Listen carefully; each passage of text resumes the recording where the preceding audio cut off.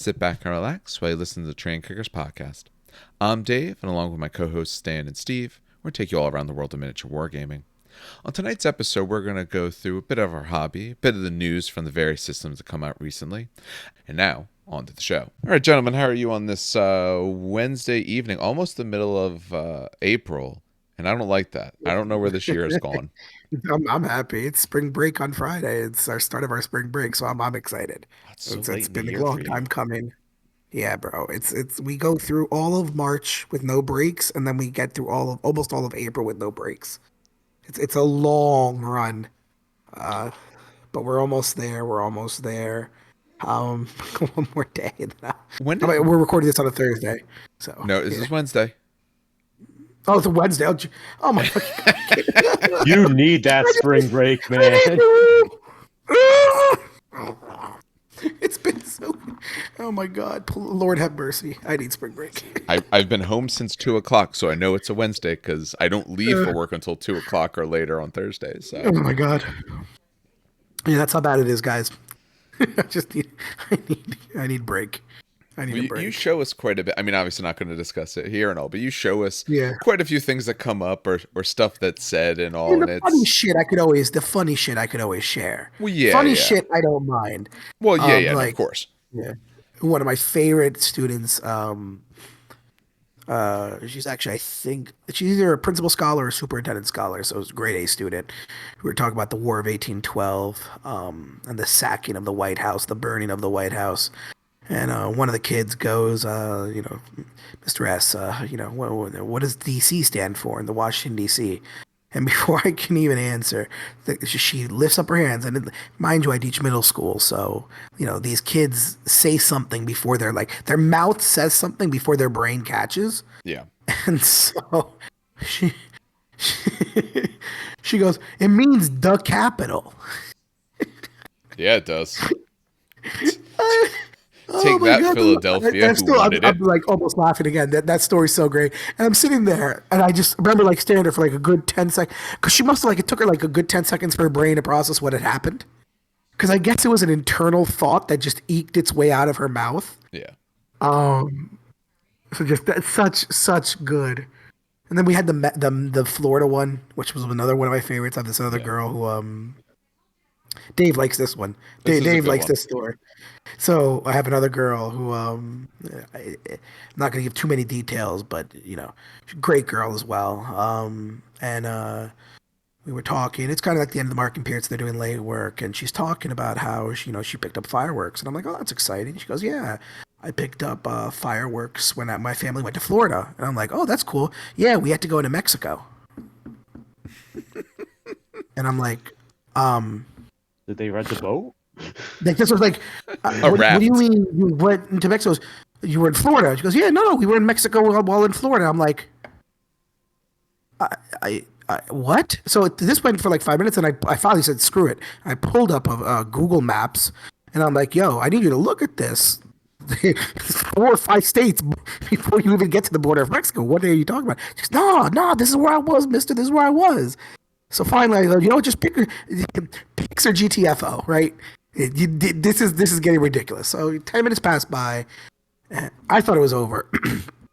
She calls me over and she goes, yo, I found the pictures. And in my head, I'm like, there's no way.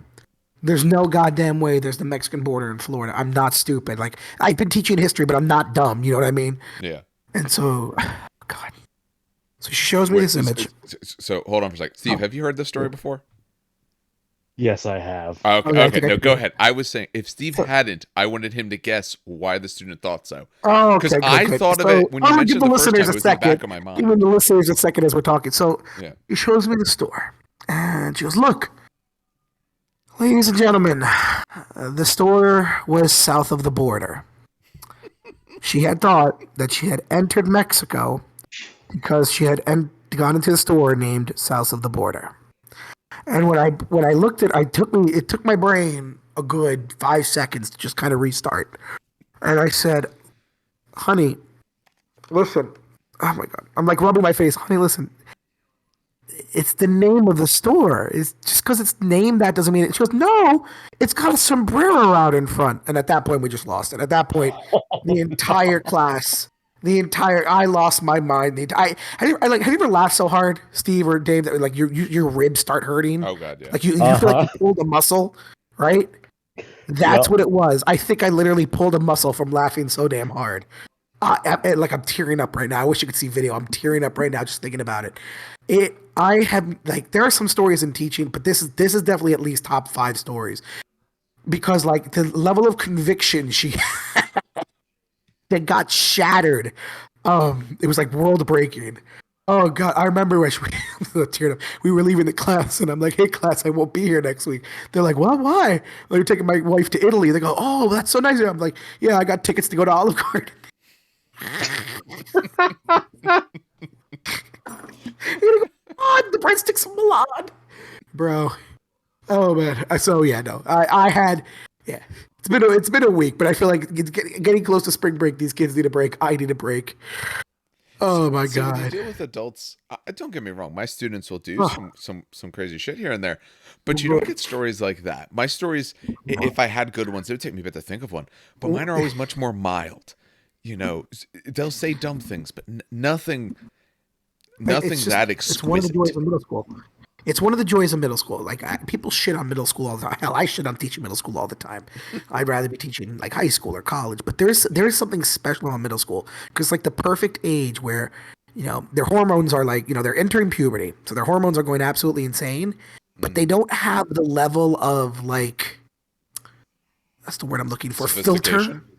or sophistication. Yeah. So it's kind of like it's like seeing a train wreck in motion, right?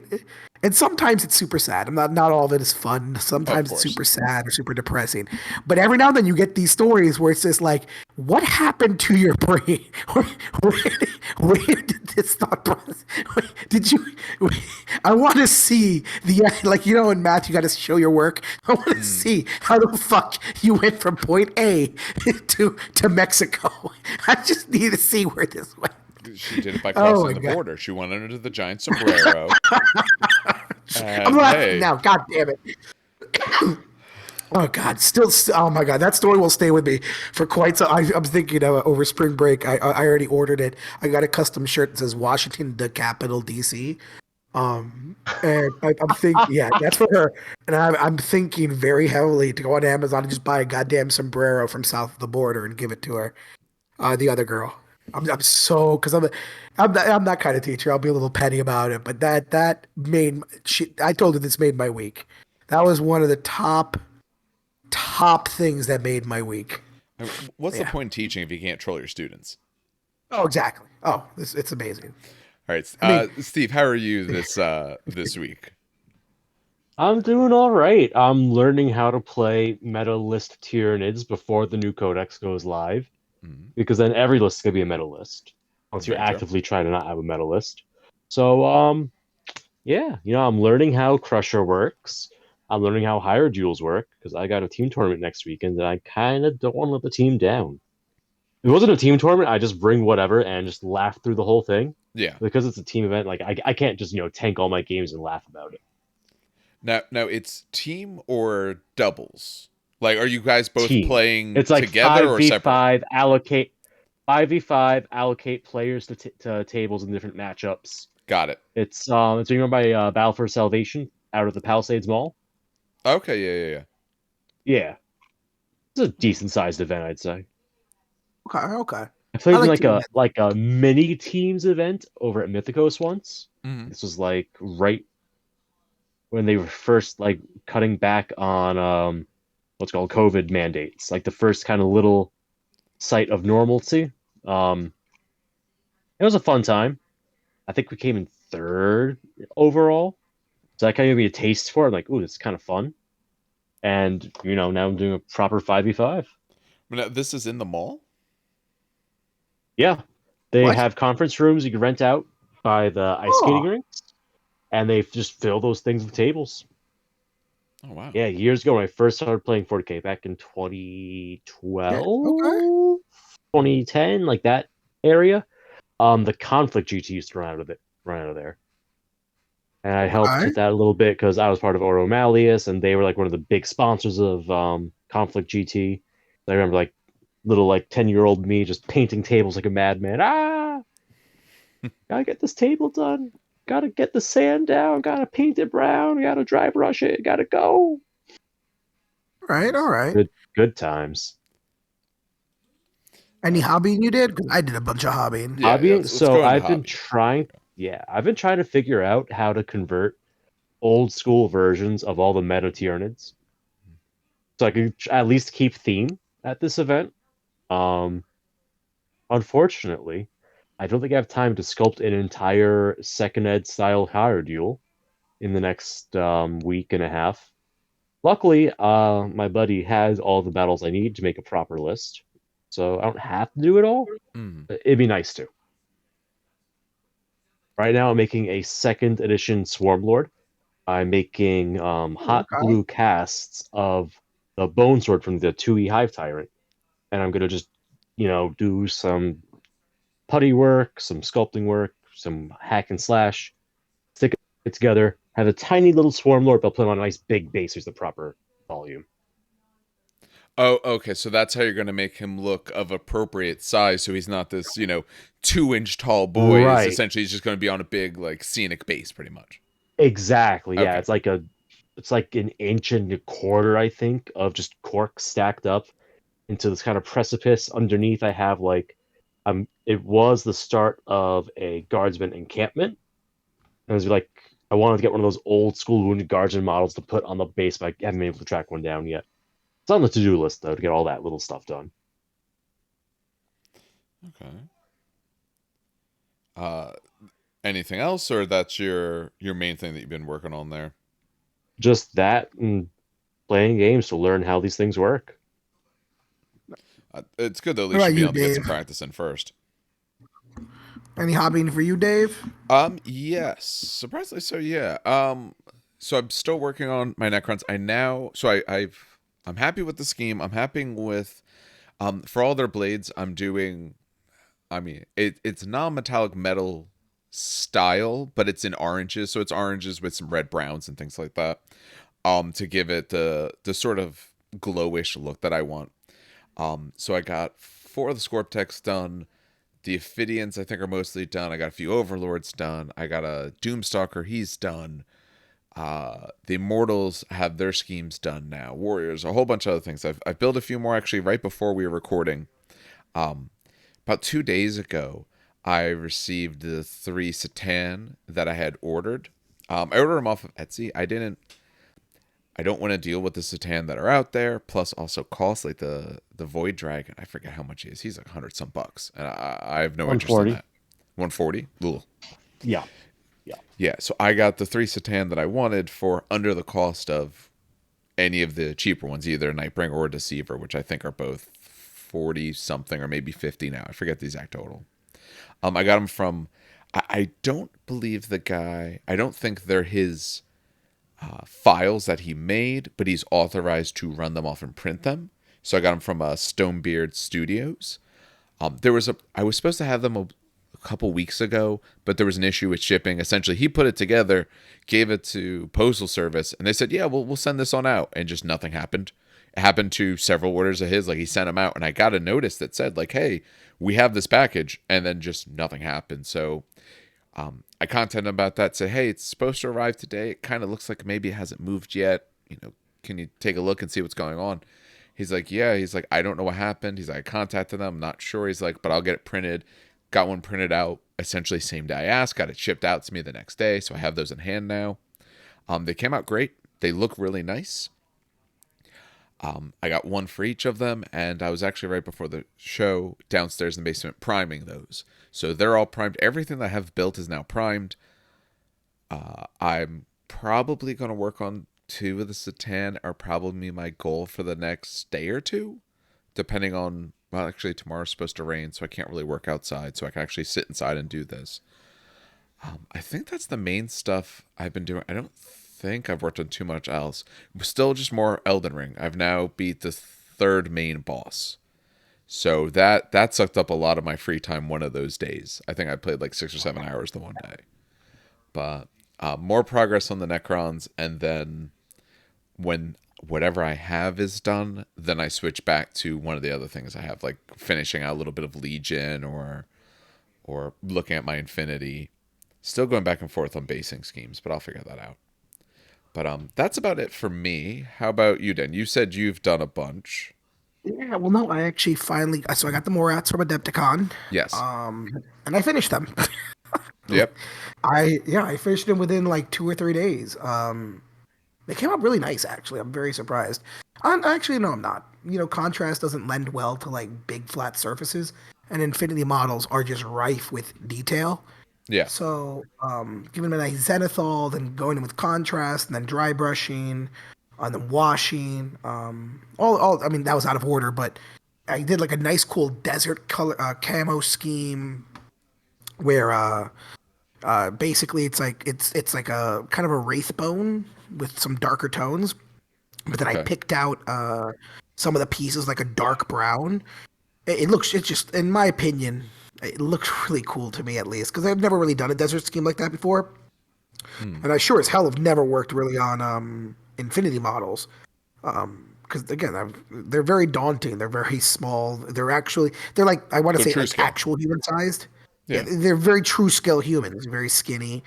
So it's a little maddening at first, but yeah, no, it was actually a lot of fun, I dare say. And so that was that, and then I ordered some nameplates for them. Um, so I got to give them all names so that they can be really cool, and I can be really cool.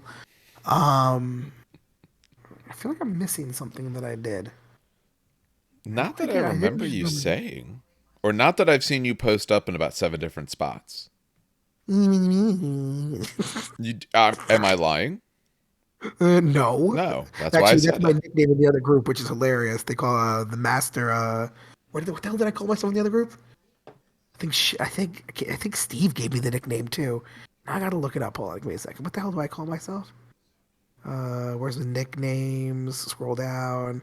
Crosspost King. Yeah, no, that's fitting. That's cute. No, I mean hobby stuff that I bought too as well. I bought some really cool metal infinity dice for the Morats, which look really fantastic. Do you have a tray Um, to roll the? Oh no, you're getting a tray. I, Okay, good. I did. I ordered from Amazon. It hasn't shipped yet though, which is very surprising. A little worrying, but it did say it'd get here by like May 3rd, so maybe they just take forever to ship. Oh, well, they're Um, probably making it. That's probably why. It's not like oh, something that's okay, already yeah, they pre-made probably sitting don't on the have enough shelf. to make. Yeah, makes sense. Makes sense. Yeah. Um, I honestly feel like I'm missing something hobbying wise. I don't know what it is. I know I worked on something else, just don't fucking remember. But That's okay. yeah, no, mostly with the Morats. Mostly it was I guess the basis for the Morats as well, because I used a really cool GW. I used the GW Age of Sigmar ones. Hmm. Did like a nice little blue tile on them to kind of contrast with the brown. I posted some pictures on the Discord in case you Yeah. want to like pop those up. Um, but Just yeah, no, because of other stuff in the Discord, that's the only reason I'm not popping it up. oh It's yeah. yeah. But no, it's fine. But yeah, no, it's yeah, no, I had fun with them, and they look cool. They do look cool. All That's right. what matters. All right. I think that takes us through our hobby at least, and we'll get into some of the games played when you guys talk about your event or other stuff. But we'll progress on to the news then.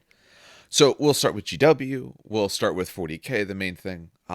We started recording like 20 some minutes late, and mostly that's because we were sitting here talking all about the Tyranid release and what we know about it and potential problems we saw with it. As just a sort of a bit of a recap, and for anyone who follows this, it has seemed lately that whenever the new army comes out, they are absolutely the new hotness in both terms of rules and just desire. There's something to be said when you have a new faction or a new army, whatever it is, come out. Hey, I want to play those because those are the new guys and they look cool. The problem we're seeing is, at least with 40K, the newest guys are usually also the best, and sometimes the best by far. Lately, I think there's what we were saying before. It does seem like Tau have fallen off a little bit. Doesn't mean that they're still not amazing, and they still beat face of a lot of the other lists out there, but they're not competing quite as well 1v1 versus some of the other top.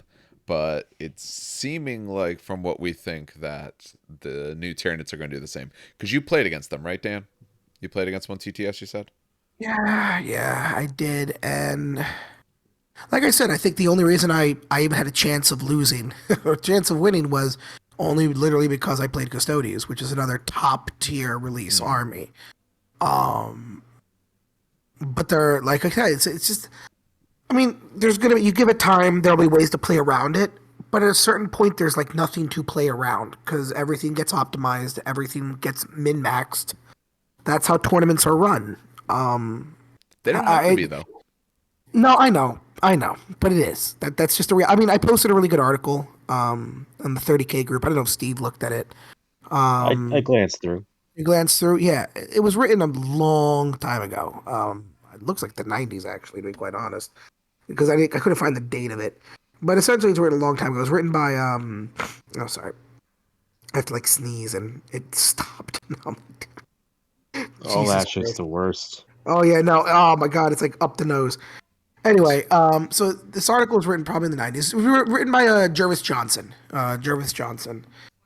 Who what was one of the leaders of making tournaments in 40K in the first place. He was the main people Uh, of 40K and just Games yeah, I mean, Workshop in he general. was the one who kind of created the tournament circuit. Yeah. The whole article is literally called "Point Values: Who Needs Them," and he's basically railing against how tournament style games are damaging the hobby.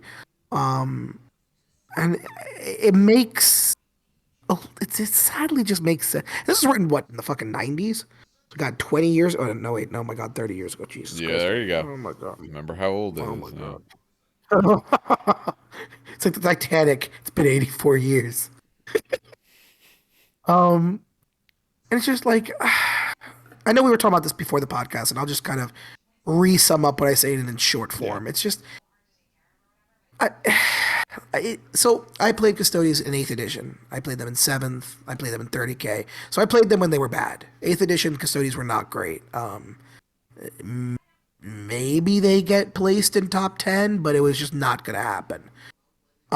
With Psychic Awakening coming out into 9th edition, they started seeing more and more play, but that they were being placed, not actually getting top 3.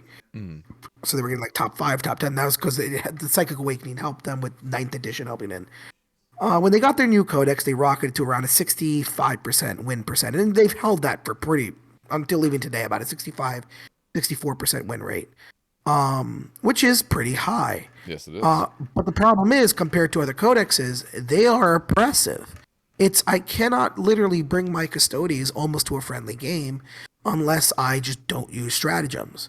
Like, I can take the quote unquote unoptimized tournament people, but they are still over optimized for all the other codexes that came before them. Like, for example, the one thing that never gets shown up in a tournament are just normal shield captains on foot, right? Okay, that's cool. He never shows up in a tournament. Let's take him. But compare him to every other hero character that was released before Custodes, he mops the floor with them, right? And it's just it's kind of oppressive and it kind of sucks as a player. Eldar, I play Wraithguard, and Wraith units. I play very much a Yandin, right? And there's some really gimmicky shit you can do with it, especially if I take a Wraith Gate. Now, okay, let's not take a Wraith Gate. Oh, I Exactly, see. yeah, yeah. But let's That's say I don't. why you have me set one aside for you. Yeah, no, I want it for terrain, though. In all honesty, I do have some really cool ideas Yeah, for how I'm sure, going to exactly. paint that. Um, but even if I don't take it, the army list is still oppressive. And there's really like it's just it's one thing to play a friendly game and try to like play with, but it's kind of hard to do, especially within your codex, because unless first I told Dave, if I don't pay the way I play down is I just don't play with stratagems. That's I the only way I could play down with I think you Custodes. can play down with unit choices to a large extent. I know if someone's playing a bottom tier decks, like they're just gonna lose. Like that's fine. But I think someone who has anything anywhere near mid tier or reasonably okay, if you play down a little bit, you don't flood the board with bikes, you don't throw Trajan at the enemy. I think that you can make a good game even having stratagems. Having said that, you guys do have stratagems for every single occasion. Exactly. It still adds to the bullshit essentially is what it is. Yeah. It still adds to the bullshit. Um, so going back to what we were talking about before with the Tyranids, I like the fact that the Tyranids now have multi-list options. Yes. Before it was literally just Crusher Stampede. Congratulations, you have one list. Enjoy. And that sucks as a Tyranid player. Now they have a lot of different lists they run. For fuck's sake, I saw one tournament, someone won with a, oh my god, what's the stupid, Steve will know this. Who's the little shithole that spawns, Turrigon. Turbogon. Someone had a Turbogon HQ, some Gaunts, some Gene Steal. No, not Gene Stealer. Sorry, They weren't suck. running. Were they running New Book? Because that's not even out. Well, Yeah, that doesn't release till Saturday. Yeah, it's Saturday. Oh. That's just that's the Maybe it first was a thing on the battle list report. is that's this week's releases. However, Crusher does almost make a Turrigon work. It's just not optimized. Yeah. Oh yeah, you can absolutely do it there. It's not bad. Although can't spawn. So Crusher makes anything can you? forgiving. Well, you can. you So can the way it spawn. works You just is can't when take you- any. Okay. Correct. So you set aside 50 reinforcement points, and then bam, you could spawn a new unit as reinforcements. Yep. Because the legality of the list is checked when you write the list. Yeah. Reinforcement points are a nebulous thing. They don't actually exist. Once your army list is done, you can then do whatever the hell you want with it. That's a weird interaction, actually. Yeah. The point so is- you could cheat to bring in Spore Mines, Termagants, and Gene Stealers with the 8th edition book. Interesting. Gene Stealers get the really cool ability to have a 5-up invul save when you cheat them in. It only costs 3 command points. Whoa. They already have a 3-up. A 5-up invul for those who don't know. Yeah. It does literally nothing for them. It's just, I don't know. It's just, I'm just getting kind of tired of the consistent. It's almost like I'm chasing at this point. And I mean, I have every custodian fucking invented by Games Workshop. But for fuck's sake, I just learned what. Not true. I just learned what. Take bikes. almost. true. I said almost. I just, I learned what Tau did. I'm trying to learn what Harlequins do, and now Tyranids come out, and it's just like, oh fuck. But It just gets kind of annoying. part of the problem you're running army. into is that you're looking at it from a tournament perspective because you're wanting to play in tournaments or that's sort of your mindset, or the people you're playing against are tournament-minded players. You could go to a local shop and just have fun and, not face those Very things. true. Oh no, absolutely. That's what I'm doing with Franco next week. Yeah, next week. 1,000 points, trying to teach him 30K. I'm going to bring some 40K. Some shield guards, maybe a shield captain on foot. Like, again, try to pare it down as much as possible. And just try to teach him through that, Yeah. Yeah. The game still works. There's still a lot of fun to be had. There's still a lot of great things about it. But in terms of a tournament perspective, it's struggling right now. We're supposed to get that balance data sheet. Was that Friday? End of week? Supposedly. Yeah. Supposedly. GW Friday. is the one who said it, so I'm gonna put a little stronger on the supposed because they said we'll have it. It wasn't Well, they said it was like going to happen. yeah. They said it was going to happen last week. No. I thought they had said it was for this week. I could be wrong. No. They did say last week, and then they delayed it. Okay. It was supposed to be for last Wednesday, I want to say. With Here's Planner Computer, you can't believe the words they say. Yeah. Because they say a great many things. My hope would be they delayed it because they wanted to change or put more to it. Exactly, yeah. They've changed things pre-coming out before. They did that in Age of Sigmar with the dragons. They could do that with Tyranids if they wanted. I know they don't want to invalidate stuff in a book, but if it's for the health of your game, do it and then, tell the community that you're going to do better in the future and actually do that. But you can still have fun with it. I would honestly, it's not going to happen, but I would like to see a return to what they do what they used to do in certain tournaments, like comp style tournaments. Like there's some problems with comp. Obviously, if you do certain restrictions, certain armies then thrive instead of other ones. But even like in terms of composition scoring, in terms of a player's rating you on your sportsmanship. If you bring the cheesiest, nastiest stuff, yeah, you're going to get dinged on that. That's how they did it at some of the events at Adepticon, where it's meant to be a little more fun and friendly. That's usually what they do at friendly events. I would like to see more of that occur in spots, more of a 40K friendly, because a lot of big tournaments run that as the on the side thing. Some of these smaller stores, they could easily do that, but maybe that doesn't pull the people in. Stupid question, Steve. Do you have an Eldar Codex? At the store or on my person? on your person. No, I'm not Because a meta chaser. I was reading one of the I new just have cheesy. the Tyranids Codex in my hands. I was reading one of the new cheesy things you can do, and this is so. As you were talking, Dave, Yeah. Or literally. after the FAQ. So this is why I'm not liking 40K. This is exactly why I'm not liking 40. I posted this to the 30K group too. Uh, do you know the transport for Eldar? Oh, yeah, I Yeah, saw. you saw what I Falcon. posted. I had to check it in my codex. The Falcon, yeah. Yeah. So the Falcon says this model has a transport capacity of 12 Phoenix Lords, infantry, a unit craft world. Each Wraith construct model counts as 2 infantry models. Yeah. Okay, that's pretty cool, right? So, hey, guess what's a Wraith construct? A Wraith Knight. So you could technically, rules as written, put a Wraith Knight inside a No, Falcon. you quit 6. Oh, sorry, you could put 6. I apologize, I can't do math. Oh my god, I can't stand people. That's just unfortunate, but that's sloppy rules writing. That is a no.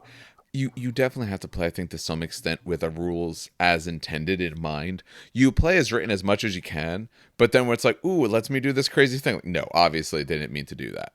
Like, no, you I'm just just laughing don't. that someone was like, "Well, this reminds me of the stupid Eldar Wraithgate thing we were talking about last time." Yep. Let me just overlap the fucking fields of make it look as stupid as goddamn possible.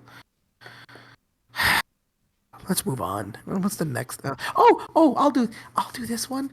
The Warp Meld Pact Army of Renown's really cool.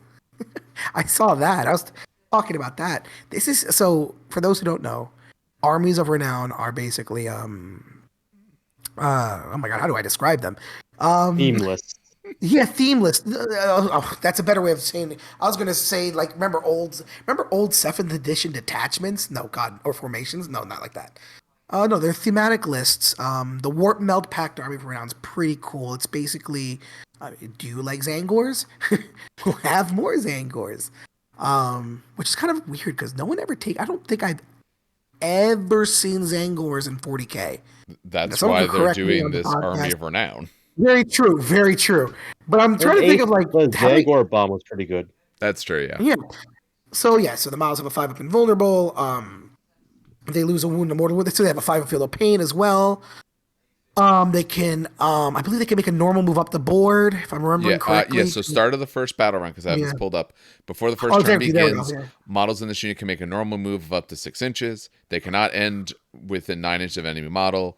At the standard rule that you have if you get a pregame move. Yeah, exactly. Okay. I know they can generate extra Cabal points, if I'm not mistaken, which is really Yes. important for Zinch lists. So what are Cabal points? I was not as familiar with that. I didn't get a chance to look through that. Long story short, this is how you Thousand Suns do psychic powers. So Okay. it basically everything. Okay, this is from memory, so bear with me. Every model produces Cabal points. So like Magnus produces, I want to say 4. Aramon produces 3. Normal dudes produce 1. And you basically get these Cabal points every turn, right? Okay. And as many Cabal points as you have, you can spend them on stuff, right? For example, I can spend 8 Cabal points to just have, or it's either 7 or 8, but basically you can't deny my psychic test, Yeah, right? I see that. Kabbalistic focus. They had a good Oh, link in the perfect. article, Oh, so I was able to okay. pull that I should up. really Yeah. have this article open. This Yeah. is doing pretty good though for fucking remembering this from memory. I've never played against Thousand Suns. I just watch battle reports.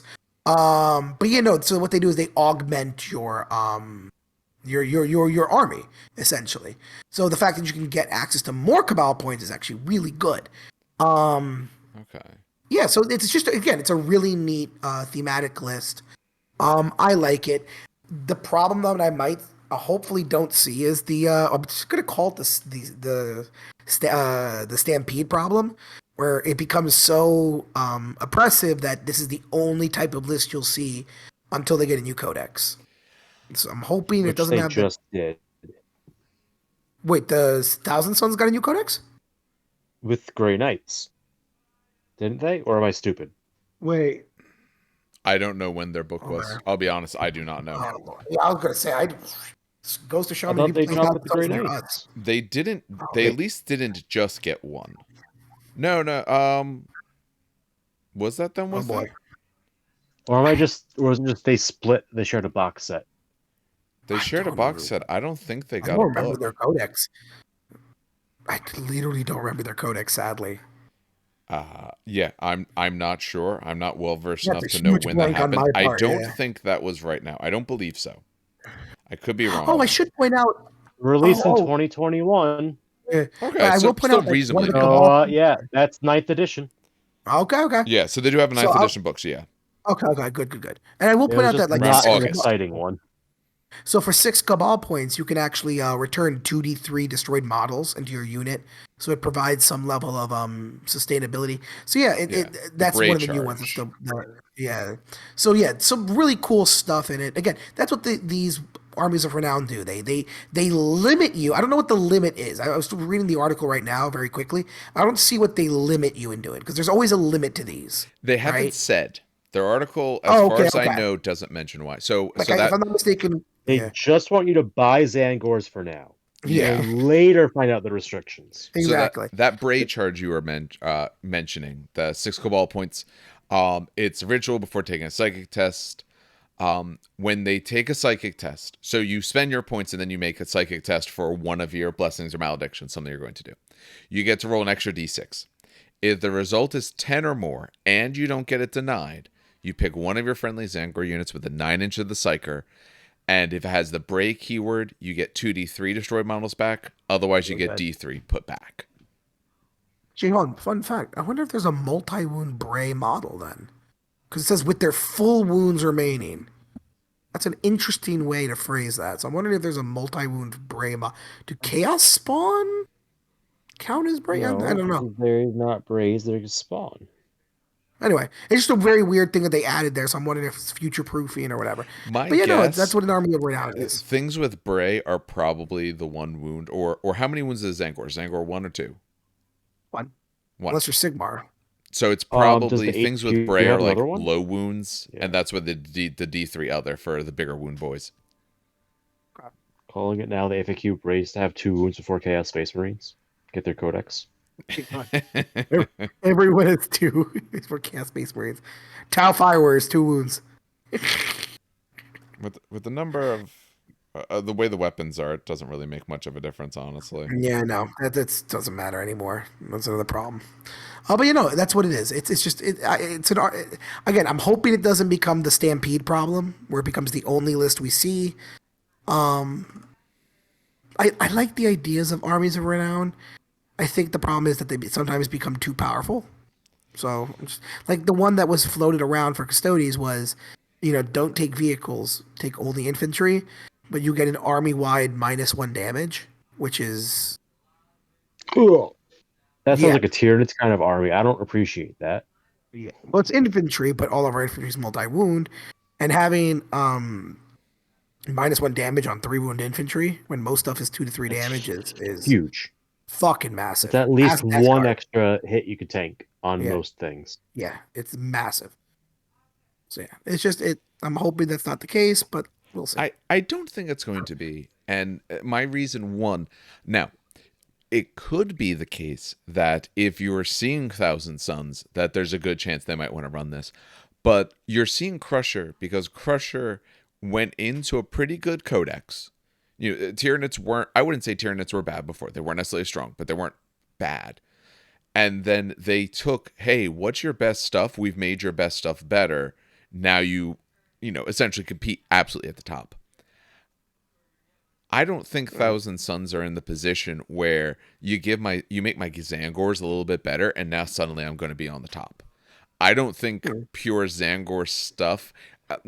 There could be stuff they're hiding from us, but off of what I've seen here, I don't see Zangors being this That's what great, I'm saying. I'm hoping it was amazing, more of a hope. unstoppable thing. Yeah, it was more of a hope that it doesn't happen. I don't think it's going.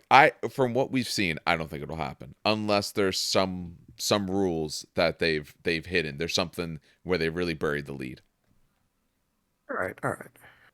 which they could have. They've done it before, so there's a chance there's something nutty in here that we don't know yet. They have done it before. But essentially, they always have a 5-up save. You're playing against not necessarily a demon army, Demon but army. demon style, that No, kind of it's a stuff. demon army. Most of the stuff has 5-up invols anyway, Oh, so but it's that's also got a not 5-up new. feel no pain. It does have a 5-up feel no pain. Don't ignore that. That does help. Yeah, so they're more survival. Are base Zangors that good? Otherwise, do they do No good idea. things? I've literally never seen them outside of Sigmar. Literally They never Well, seen used them to be outside. I good didn't in even 8th know they could use edition a because you poison. could deep strike them, and then you could move them a second time with that one spell, and then they had like a 2-inch charge and just drowned you in dice, but it doesn't work anymore because everything has 17 wounds. yeah. So So I don't know. a base Zangor's They don't work now. I yeah, know that. 6 move, 4 weapon skill, ballistic skill, 4 strength, 4 toughness. They got 1 wound. They get 1 attack, 6 up save. So they're essentially giving them a save. The leader gets an extra attack and a better leadership. That's fine. Their weapon that they have that they get their normal 1 swing with, melee, strength their own, so strength 4, AP 1, AP minus 1, 1 damage. And they get 1 extra attack with the weapon. So essentially, they're 2 base attacks each. I'm Not not seeing anything. That's what 70 points for 10 of them. So Maybe they're cheap. maybe just like a ball points. Maybe I don't know. We'll see. I'm just again. It's a hope that it doesn't become Crusher Stampede. That's all it I don't is. think it affect as far as we know. If it only affects essentially the units that we've seen here, or these type of units, I don't think Crusher Stampede does so much because it affects the entire army. So Yep. everything in Crusher gets honestly big bonuses. This, it looks like it's your Zangors and your Chaos Spawns get these. I don't think this is going to change. I think it means they're going to be a lot better at holding back objectives or holding your objectives. So if the rest of your army can really put the damage out, maybe it gives you a much better position. I think it helps them All right. compete more, but I don't think you're going to see it at the top. Okay. We'll see though. I mean, like I said, there could be something we don't know yet, but off of the way the article is read and what it says, I don't get a feeling that it's going to affect anything that's not a Zangor or potentially a Chaos Spawn. Like, Okay. you're not, if you were giving Rubik Marines a 6-inch move and stuff like that, now we might be doing something extra, but still cool though. All right, do we wish to move forth to the biggest boy weapons? Ah, the night weapons. All Oh my right. god. The big boy weapons itself. So, what did they show first? We had or I had the art. So, if you're watching on YouTube, we had the article pulled up. If not, that's why we try to make sure we mention enough, just in case you're listening to this instead. So, they reference first the plasma decimator. Yep. Here we go. So old. So what? Let's see. What is the actual change between them? I think but the good thing is that they kind of posted both stats. So Oh yeah. thank you, If they GW. don't, how else are you gonna figure it out? So What the fucking ranges are look it no up? different. Number of shots are no different. For the standard shot, it's +1 strength, so now strength 8. An extra AP, now it's AP minus 4, and it's flat 2 damage and flat instead of flat 1. Still the Which heavy is 2d6, but now it's blast. It wasn't blast before, which is actually wait, I don't big. see this. Blast is a side grade. Yes, it's not That okay. means it can't use it while engaged. Yeah, True. they can't use it while engaged. Now, knights may get a special ability that lets them use blast while engaged, It which wouldn't then surprise me. I which think then think the now the side special grade is now an abilities, upgrade. the later weapons that we're going to see is the special ability they're going Yeah. to have. So just saying that maybe they can shoot blast on them because they're maybe they're big boys. We don't know, but the blast is a side graded. It helps against bigger squads, but now you can't shoot it in melee, which does kind of suck. Supercharge, still the 2d6, all of that. It is 1 better strength, so strength 9, AP minus 4, so better AP, and it's 3 flat damage instead of the old 2. It is blast as well, but its ability. So it used to be if you rolled a 1 to hit, you took 1 mortal wound when it was done. Now you take 2 mortal wounds. So you have better strength, better AP. You're doing more damage, but your rolls of 1 are going to hurt you more. Okay. Yeah. I think the addition of Well, Or blast it's that last. more deadly. It's more deadly Oh, absolutely. as the edition continues. It's just more deadly, which is that's what we're getting to. Yeah, and for both sides, everyone gets hurt by this Yeah. thing. Um, this is why I'm not as concerned with it being blast. Is when we take a look at their Yes, which brings some us like to their the chain swords and stuff like that, or some because now it gets sweep. That's the biggest so change. before we talk about the chainsword, for Okay. those who don't know, knights had two melee options. They had their feet and their chainswords. Yep. And when I say that I have never seen one person ever use their chainsword in their entire fucking life, I am being completely honest. No one ever used the chainsword No, you wouldn't. because it sucked. You got more damage, more hits, more wounds out of your feet than your chainsword. And it was just stupid. Because here you have this big freaking chainsword the size of a house and you're not using it. You're kitty stomping people. It's so stupid. Anyway, sorry, Dave. I want to No. point out why this is such a good change. And again, this is why before you needed to be able to shoot your ranged weapons in close Yes. combat because you didn't have one. You were just stomping people otherwise. Here you have a Yes. really good reason. So your strike, strength +6, so a crazy strength. AP is one better, so it's AP -4 instead of 3. Flat 6 damage. Very, very similar. The big thing is now they get a sweep. So it's strength of user. What is the strength on one of these boys from before? What's their base 8. strength? 8 or higher. 8 or higher. Okay, so very good strength. AP -3, 2 damage, but they get to make 3 hit rolls instead of 1 for each attack. They were base 5 attacks, so it's getting 15 swings instead. And I was just going to say, this is exactly what the foot profile was, Mm. except for the damage 2 and the AP3. The foot profile was AP2, damage D3. This has now become AP3, damage 2. So they took the foot profile, made it better, right, with the flat damage and the AP3.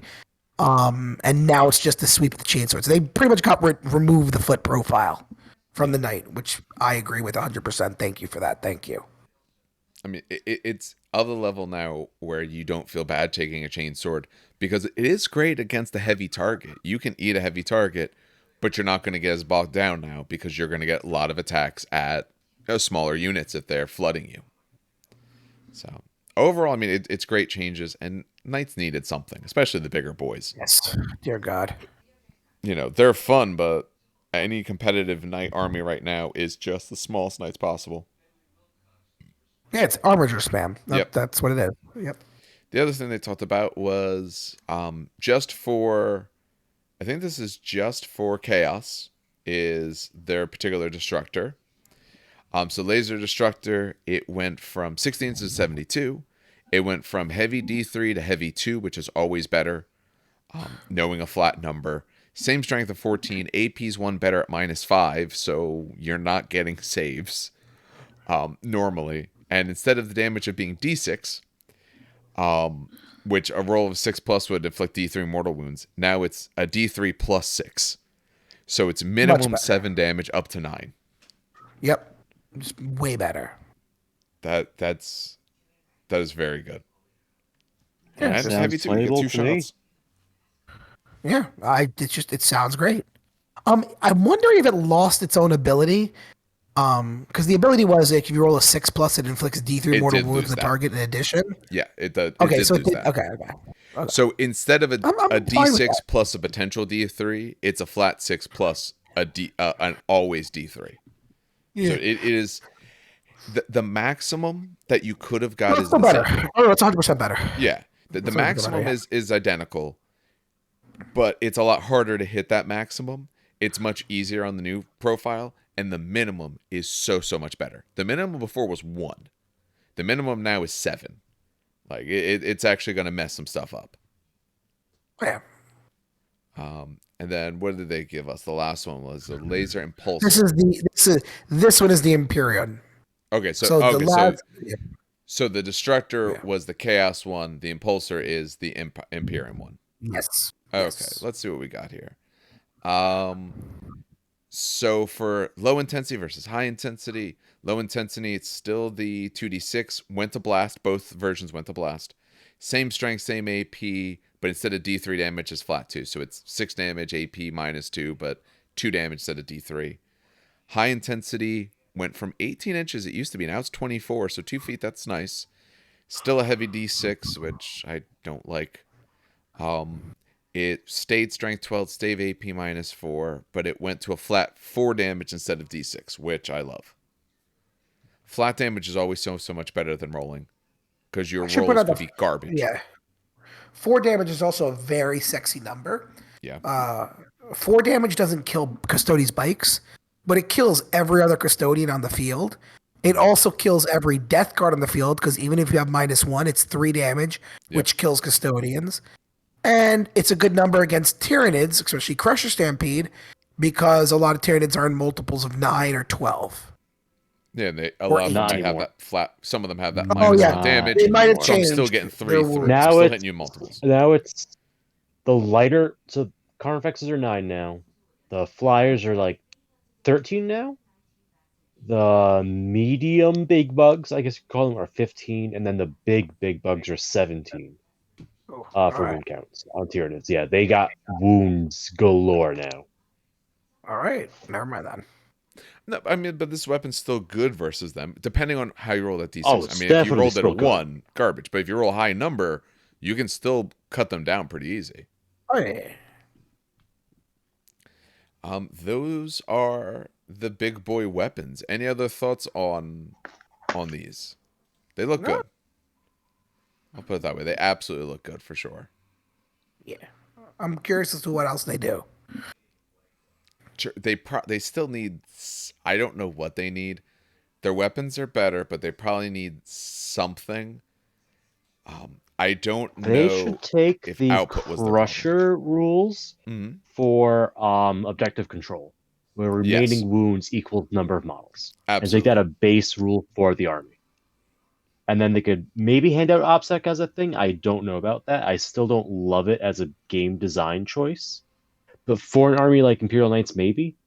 Or maybe just, Armigers are the OPSEC, and then the big knights count as wounds, and you have to use them in pairs. How They gotta be many? nice and thematic, too. Because Armigers then are like squires. Whoa, what? So if I put Yeah. one big 90 boy on an objective, how many does he count as? So if he was a Right Crusher now, or Stampede the model, Yes, right now. No, right right, now. right now he's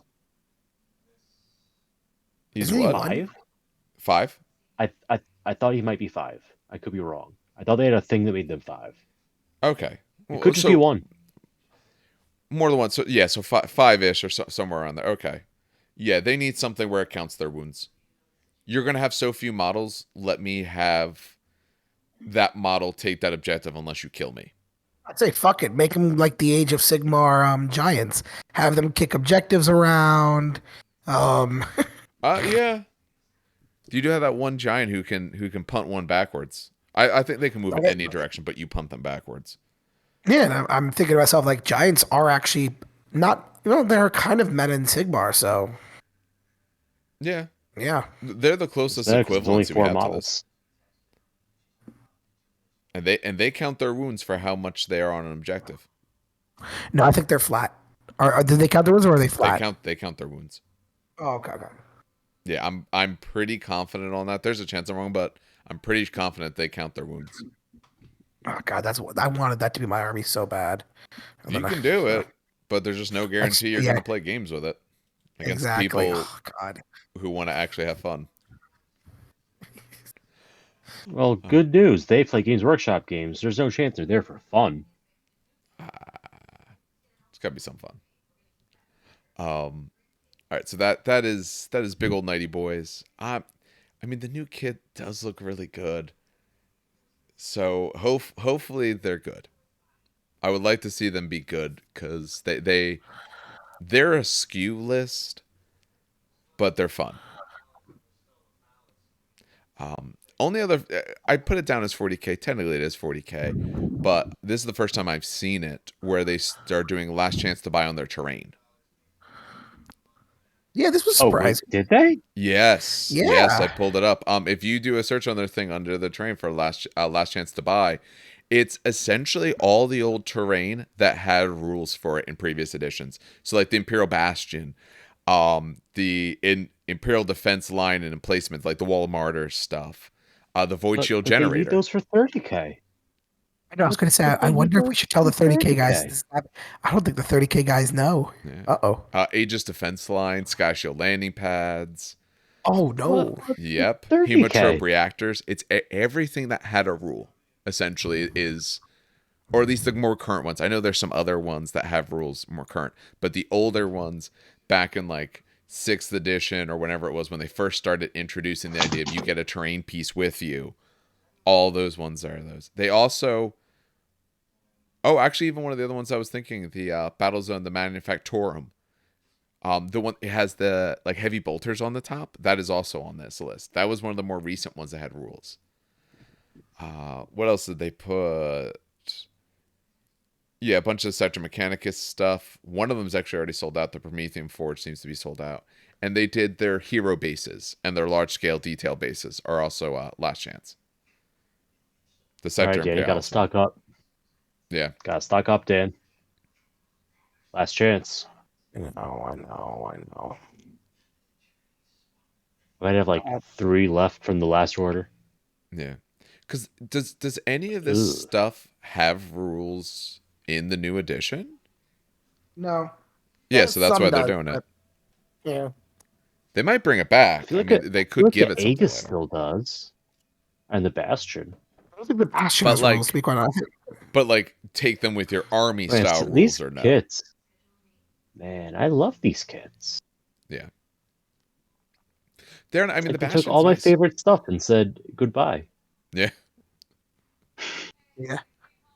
Man, the Void Shield generator is 140 US. That thing's nuts. I think when it came out, wasn't that This is thing the like s- 100? So when it came out, it was $100, and there were like 50 in the world. Basically, Yes. it sold out, and that was that because it was a limited supply item, Yeah. and it was insanely broken because it literally made a void shield around your army, Yeah, it did. so they could not get shot while they were within 12 inches of it while the voids were active. Then you did shit to keep your voids active. Yeah, I never played it, but I remember looking and going, "I'm glad I'm not doing 40K right now. I'm too busy doing school." And I came back and they reintroduced it, and no one ran it. Yeah. Yeah, I mean, they keep putting more and more models up. A lot of them just old-looking models and all. But that was the first time I've actually seen it with terrain pieces. So I thought that was And adventurous. normally they just go away. That's true. Yeah. Like they've released and phased out 3 or 4 different like pipe kits since 7th edition. I want to say. Hmm. I think they have too. I'm thinking, yeah. I went to order a set of pipes last week, and there aren't any. No, motherfucker. What your job? No, fuck you. Your job is to It's find true. a goddamn United States person near me that is selling Zone Mortalis points. That's your only fucking job right The now. tiles? Yeah, because if you get me another fucking UK How many person, do you need? How many I do you need? I don't even We want the have them. tiles. I just want like terrain or something. Like I always see this Oh, well, beautiful. the walls. So I ordered walls, right? But because I ordered a Falcon at the same time, I haven't gotten the walls. But I have the boards. No, but it's like, and you know what I'm talking about. Every time you're on these goddamn cell groups, it's this. I always see this beautiful table being sold, and it's like sometimes Sector Tables, Imperial. beautiful Oh, armies. some asshole Every time selling it's this the UK. a fully painted Sector Imperialis table for $200, Dave. $200 fucking dollars. But if you To want give it, you why an aren't idea- you bidding on it then, or just buying it from him? Because it's in the UK. Oh, And yeah, they you're don't going to wanna pay the same ship it. price for Always. shipping. They're always in the UK. Every fucking. I'm looking at it right now too, just to prove a point, right? And it's like US, and then there's this one. What group is this? I'm gonna shout them out, the little shits. It's on Warhammer Hub. Warhammer Hub buy, sell, and trade. Right? It's a trade off Pornhub essentially. That's the joke. It's a good joke. But yeah, no, it's model. I'm actually picking up this guy's Eldar Wraithgate that's painted right now too, because I'm gonna add that to my collection. See, I'm not even using the Wraithgate for the fucking game. I'm using it for terrain on the board. That's how stupid I am. No, literally, I'm picking up another Wraithgate. But you can't use two. Well, actually, can you use two? No, Question mark. no, you cannot. Okay, I was gonna say. Depends. How many CP do you want to throw away, Dan? No, you they're just keep taking terrain. fortification Oh yeah, I back. guess because they're terrain. But yeah, no, I'm looking. The It's model. And then if you scroll down far enough, there's this beautiful, beautiful fucking table. Oh my god, it's not Sector Imperialis. It's the old Forge World table. Hmm. You know the one with the old like laser destroyer turret on it, Okay, right? yeah, I know what you're talking Selling about. selling a 6x4 for $250, and it's fully painted. And I was like, oh my god, I'll ship it in the United States. It's gonna be like a fucking $50, $100 ship, but I'll do it because that's $350 for like out of print boards and like that's a really good fucking deal. Petersborough, Petersborough in the UK. So it's just like every fucking time. Well, I mean, there's a reason why they have them and we don't. Is just Yeah, for original shipping costs and ability and getting them. So keep an eye open. You'll find something. eventually. I love collecting terrain. I do like building really nice tables at home. Yeah, So yeah, it's a need. It's an important part of the game. It absolutely is. It is the third wheel that it is is. necessary. It is. But anything else 40K wise? Did I miss anything cool? You guys said FAQ for Eldar was out. Yeah, but then it didn't. Don't ignore. It It's changed there's not. absolutely nothing. It's not. It's nothing. Okay. It's literally It's nothing. not like oh god, Harlequins are kind of stupid. We didn't think about these rules. Yes, you could hit them on better than a 4-up. You could hit them no better than a 3-up or none of that. None of that. No, I think It's that'll all like be in the this craft change. world can't battle focus, ignore terrain penalties.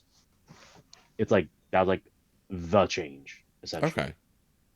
I don't know. Maybe there's an Eldar player out there that knows better, Dan. But I did not No. notice anything No. in there. It's like, oh wow, that changes things. Yeah, no, I didn't say that. All The right. problem is with modern Games Workshop FAQs Mm. is they won't give you like the entire rule that they're changing. It's like the second sentence is now this instead of change sentence second sentence from this to this. Yeah. So you get zero context just looking at an FAQ. That's yeah. You Yeah. got to go look at the book as well to actually get it. They don't want to put the rule in the book in the FAQ. I don't know. So stupid. All right, All so right, we'll go to Age of Sigmar then. This week is the Thedonia pre-order stuff. We talked about it. Dan was correct in what he thought that big old box would cost.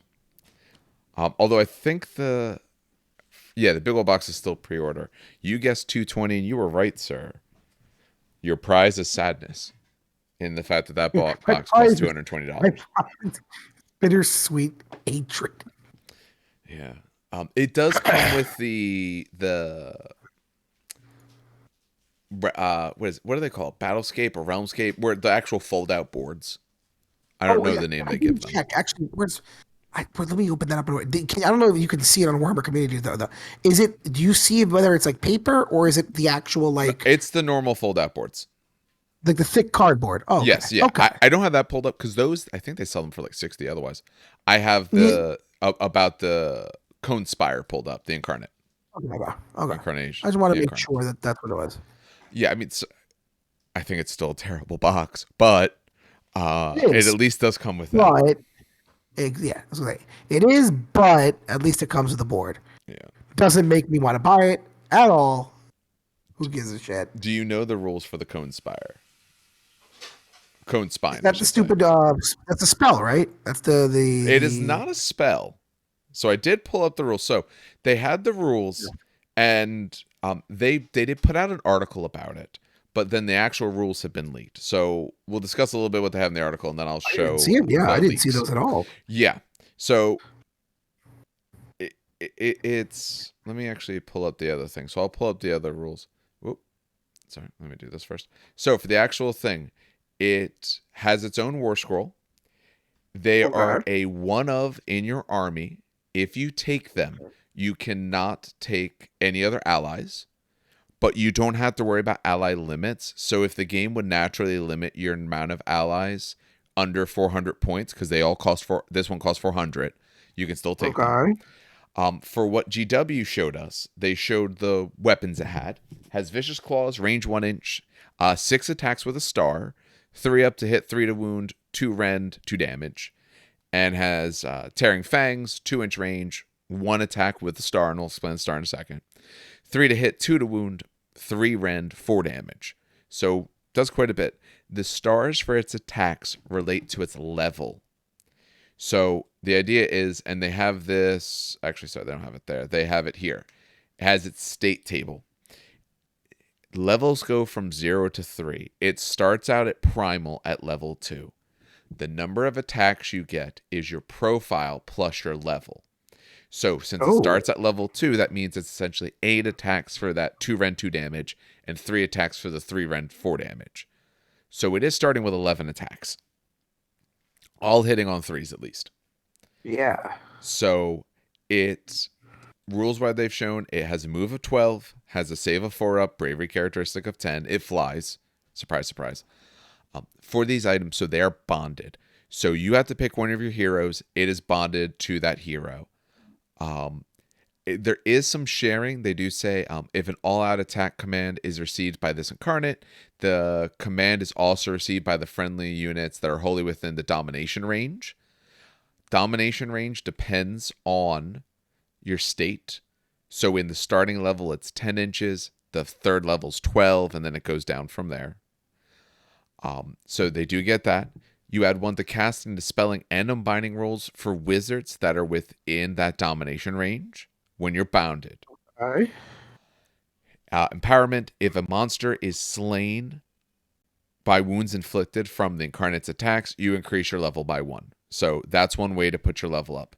The other way they show is that it can eat endless spells. So you pick an endless spell that's summoned by an enemy wizard that's within 3 inches of the incarnate, and you roll 2d6. If that, add the incarnate's level to the roll, so it gets first battle round at least a +2 to this. The max level is a 3, so it doesn't go above 3. If the roll is greater than the casting value of the spell, you use to summon the endless spell. So you're going to have to track what you actually cast this endless spell with. But if you roll better, then you dispel the endless spell, and it gains 1 on its incarnate level. On any other roll, you get your incarnate level reduced by 1. So essentially, you try to eat it, but if you fail, you get weaker. But you can actually eat endless spells. That's really cool, actually. Yeah. There's a downside to this boy, though.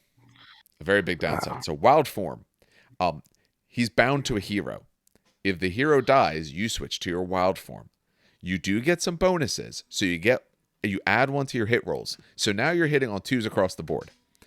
You still run in charge in the same turn. It can run in charge in the same turn when it's in its wild form. So you can really book. But if it's within 12 inches of a unit or an endless spell at the start of your charge phase, it must attempt to charge, and it must make a charge move if it's possible to do so. That's friend or enemy.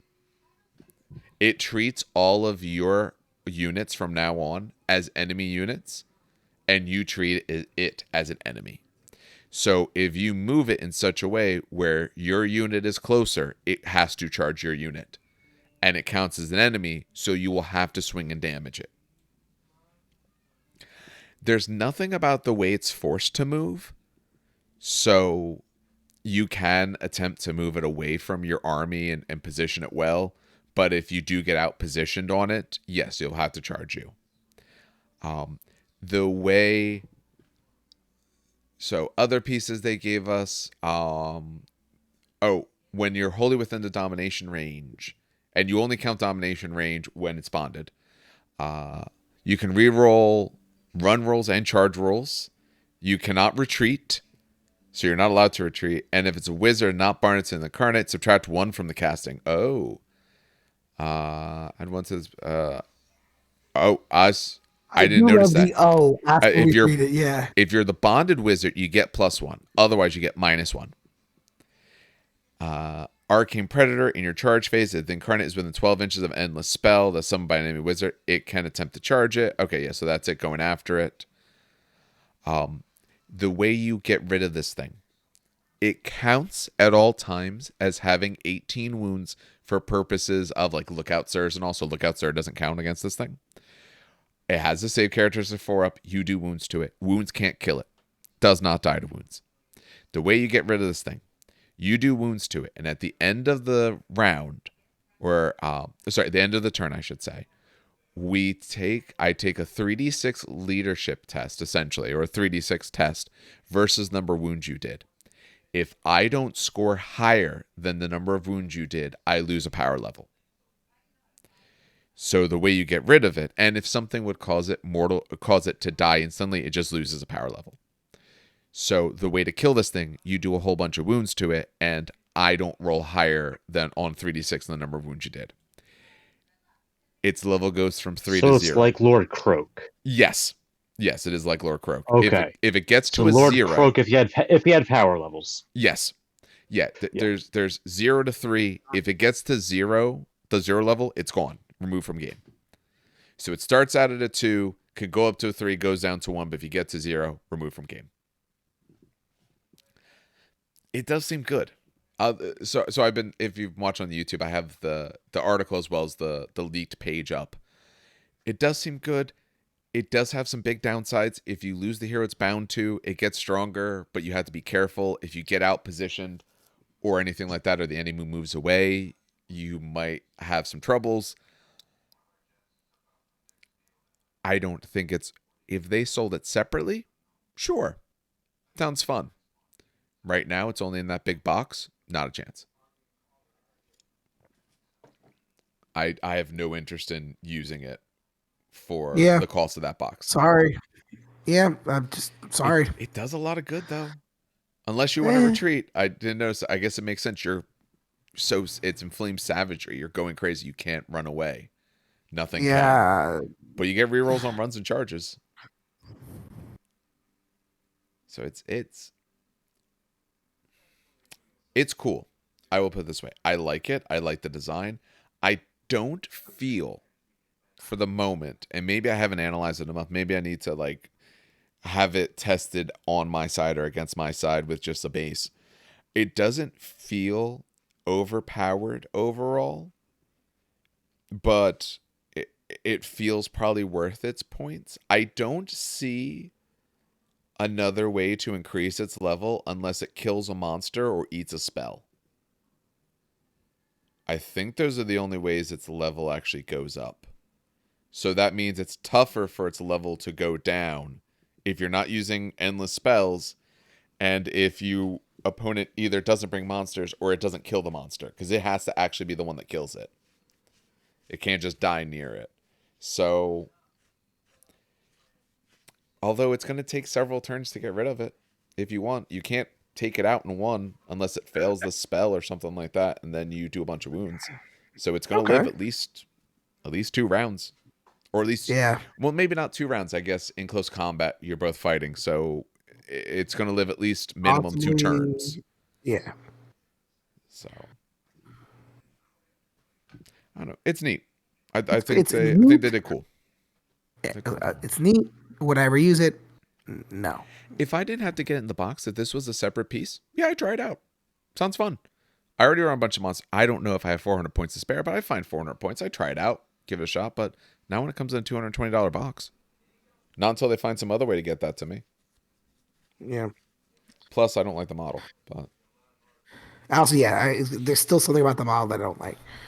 paint that weird thing like a heart, like we said, and I think the model Yeah, gets better. it looked better with blood, but Yeah. it's just. Yeah. All right, Steve. We've been waiting for Steve. Steve's been salivating at this one. What's it, Hey, Steve. The wagon? What's coming out? What's coming out for Necromunda? I mean, sorry, what's coming out for your Zone Mortalis board? Crate haulers. Woo! Okay. Tell us about these ride or die boys. Ash waste truckers. Let's go. Yeah, it's like a land train essentially for your Munitorum armored crates.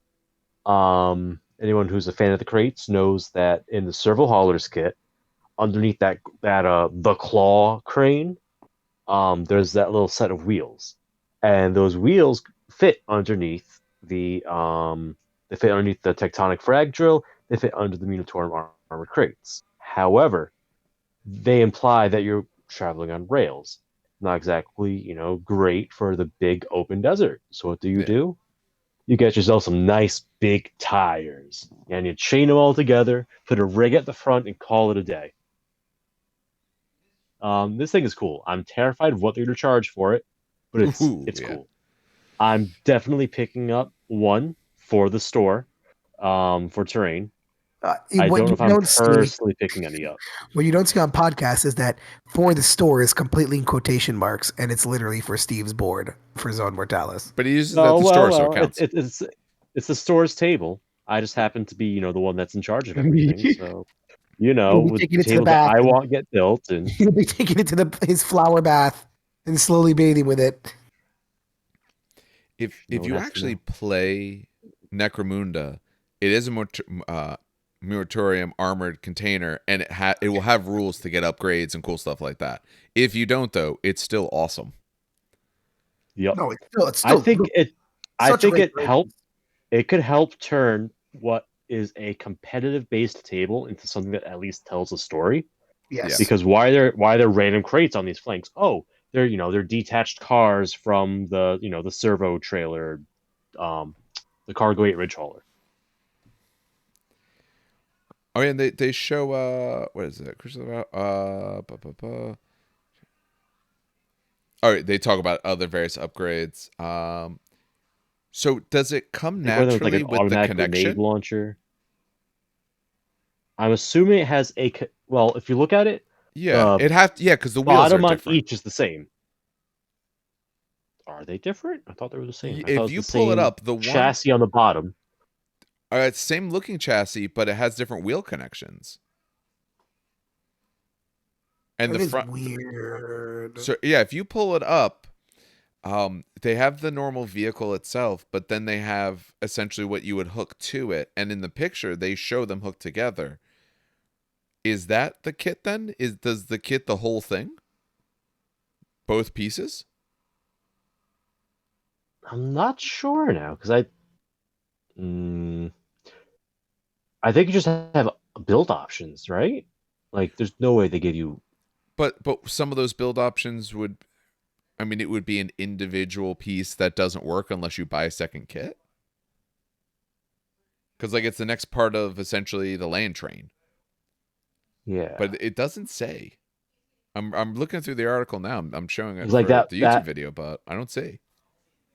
if you ignore the wheels for a second, that's the Yeah. same exact frame on all of them, including the front cab. So Okay. I'm thinking what it does is lets you build an 8-wheel and a 6-wheel setup. Okay. So you're thinking it's Like still a bit you the could add two. or keep off. Yeah, So do you think it's two separate things? Like you got an 8-wheel setup that can be your front train, and then you could do a 6-wheel setup as a connector. that's what I'm thinking. Yeah. Okay. I hope so. Oh God, but what the hell? Ooh, If it's what both was of those that? together, I love it more. But what do you think the cost for this would be?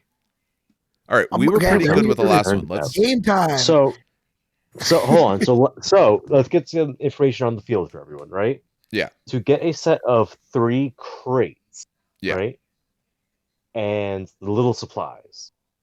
That box set is how much? I don't know. I never bought them. I don't buy GW terrain. Oh boy. Okay. Yeah, I don't buy GW Um, terrain either. What is that? What is that listed under? Is that just terrain for 40K? I'll pull it up. I believe so. And I can't find it now. I love Uh, when that happens. So I'm there's a looking up a lot similar too. kit, the Conservators. It's 1 crate, the old like railway frame for underneath it. Yeah. Um, and the little tracked locomotive-y things. That's 45.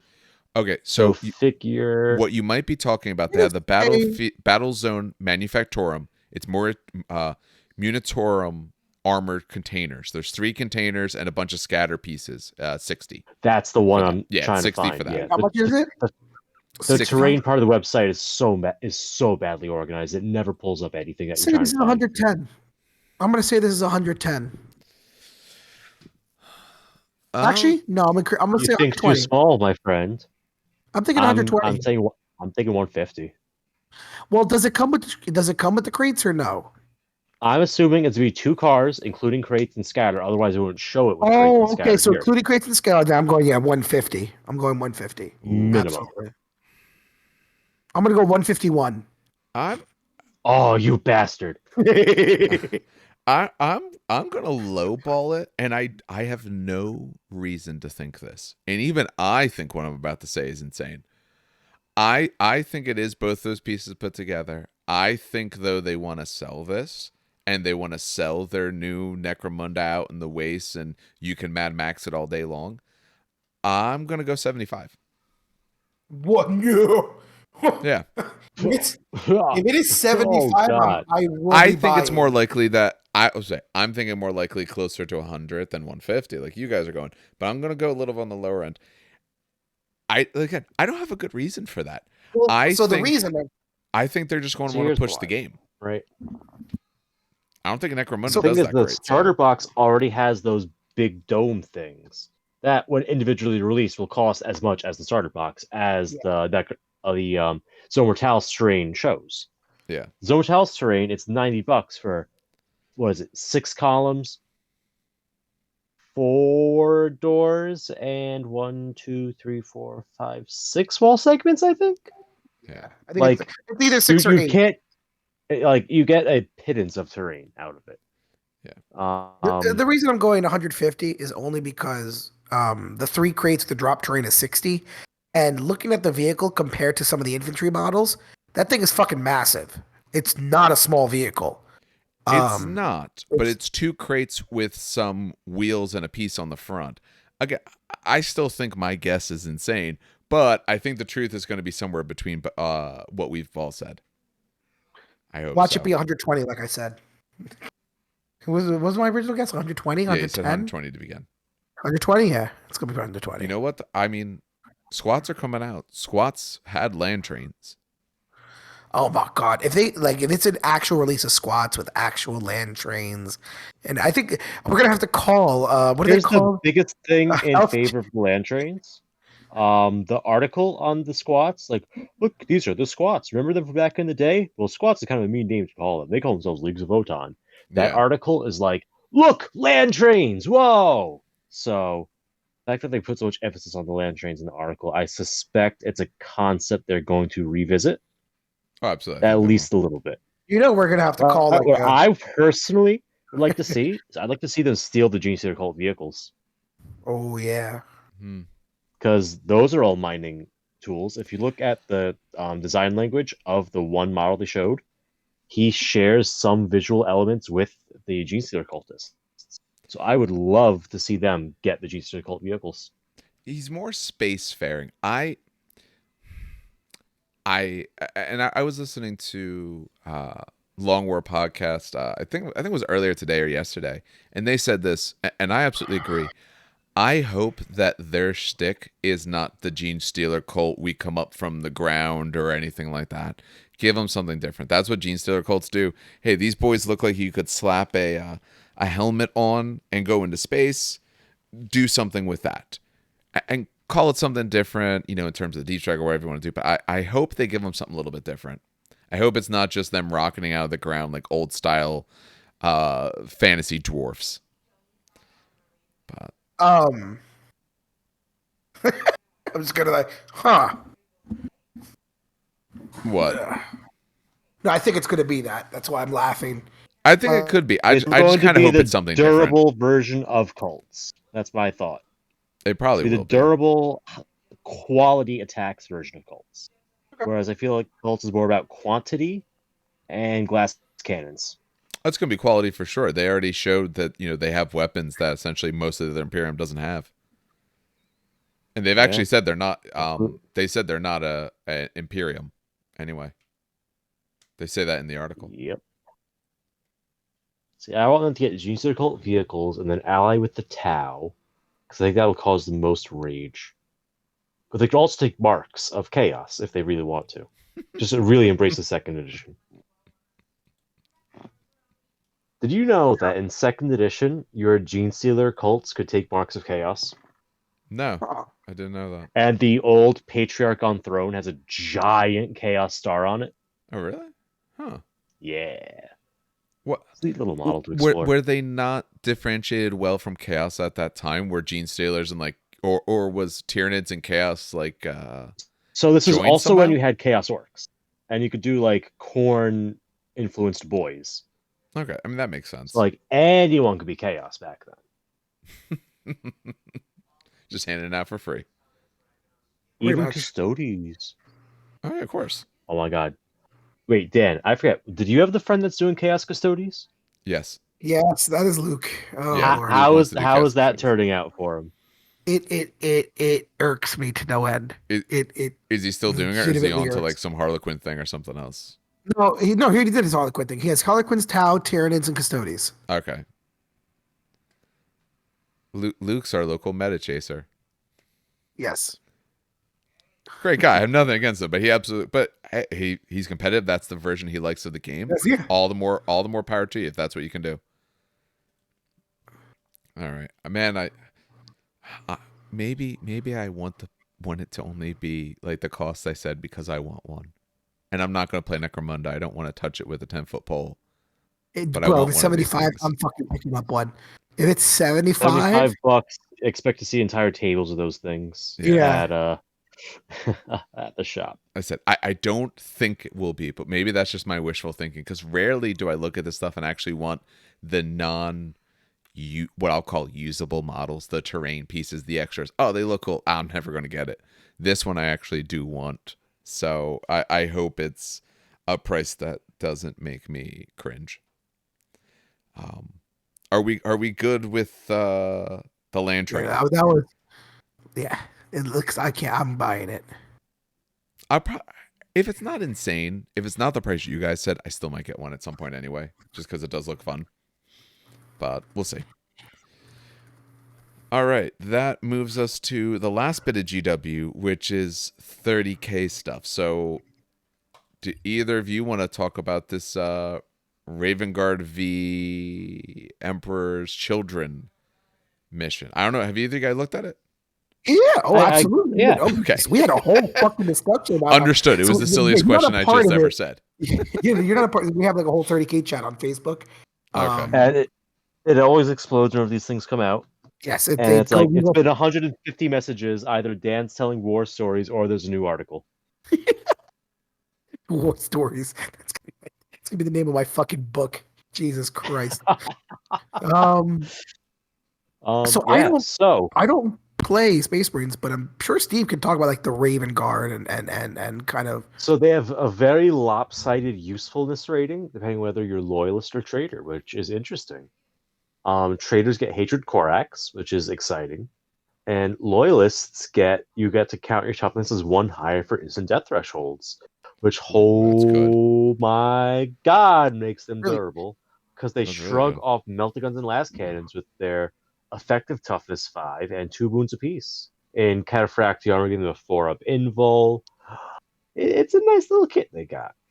They shrug off power fists from infantry. It literally takes instant death hits and strength 10 hits to take them out. So they are on Custodes level of tankiness. But they I can't will be near point out, Korax yes. because Yeah. he's in there. Interesting. So I will point Correct. out, They and have this to is where stay- so- Steve. Yeah. So the lore for these guys is they are the Terran veterans of the Legion. They served alongside the Luna Wolves, which then become the Sons of Horus, which then becomes the Black Legion. We are not there yet. The Sons of Horus. And the Sons of Horus have an elite unit known as the Justaeran Terminators. These are like the first company Terminators. Like they're like the elite of the elite ones. So what you see here is a lot of the war gear options parallel between the two. Like they can take a multi-melta, which is not a typical upgrade.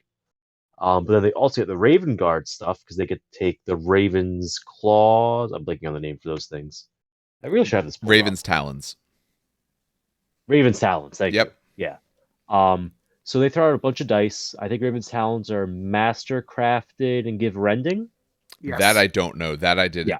I only That have I can the answer because I thing asked that in open, the so I don't chat. see any of that stuff. That I can answer. Yes, it is. What's an Okay. improviser? Yeah. So it's kind of useless on this unit. It gives the unit night vision, Okay. but they take blind tests at initiative 1.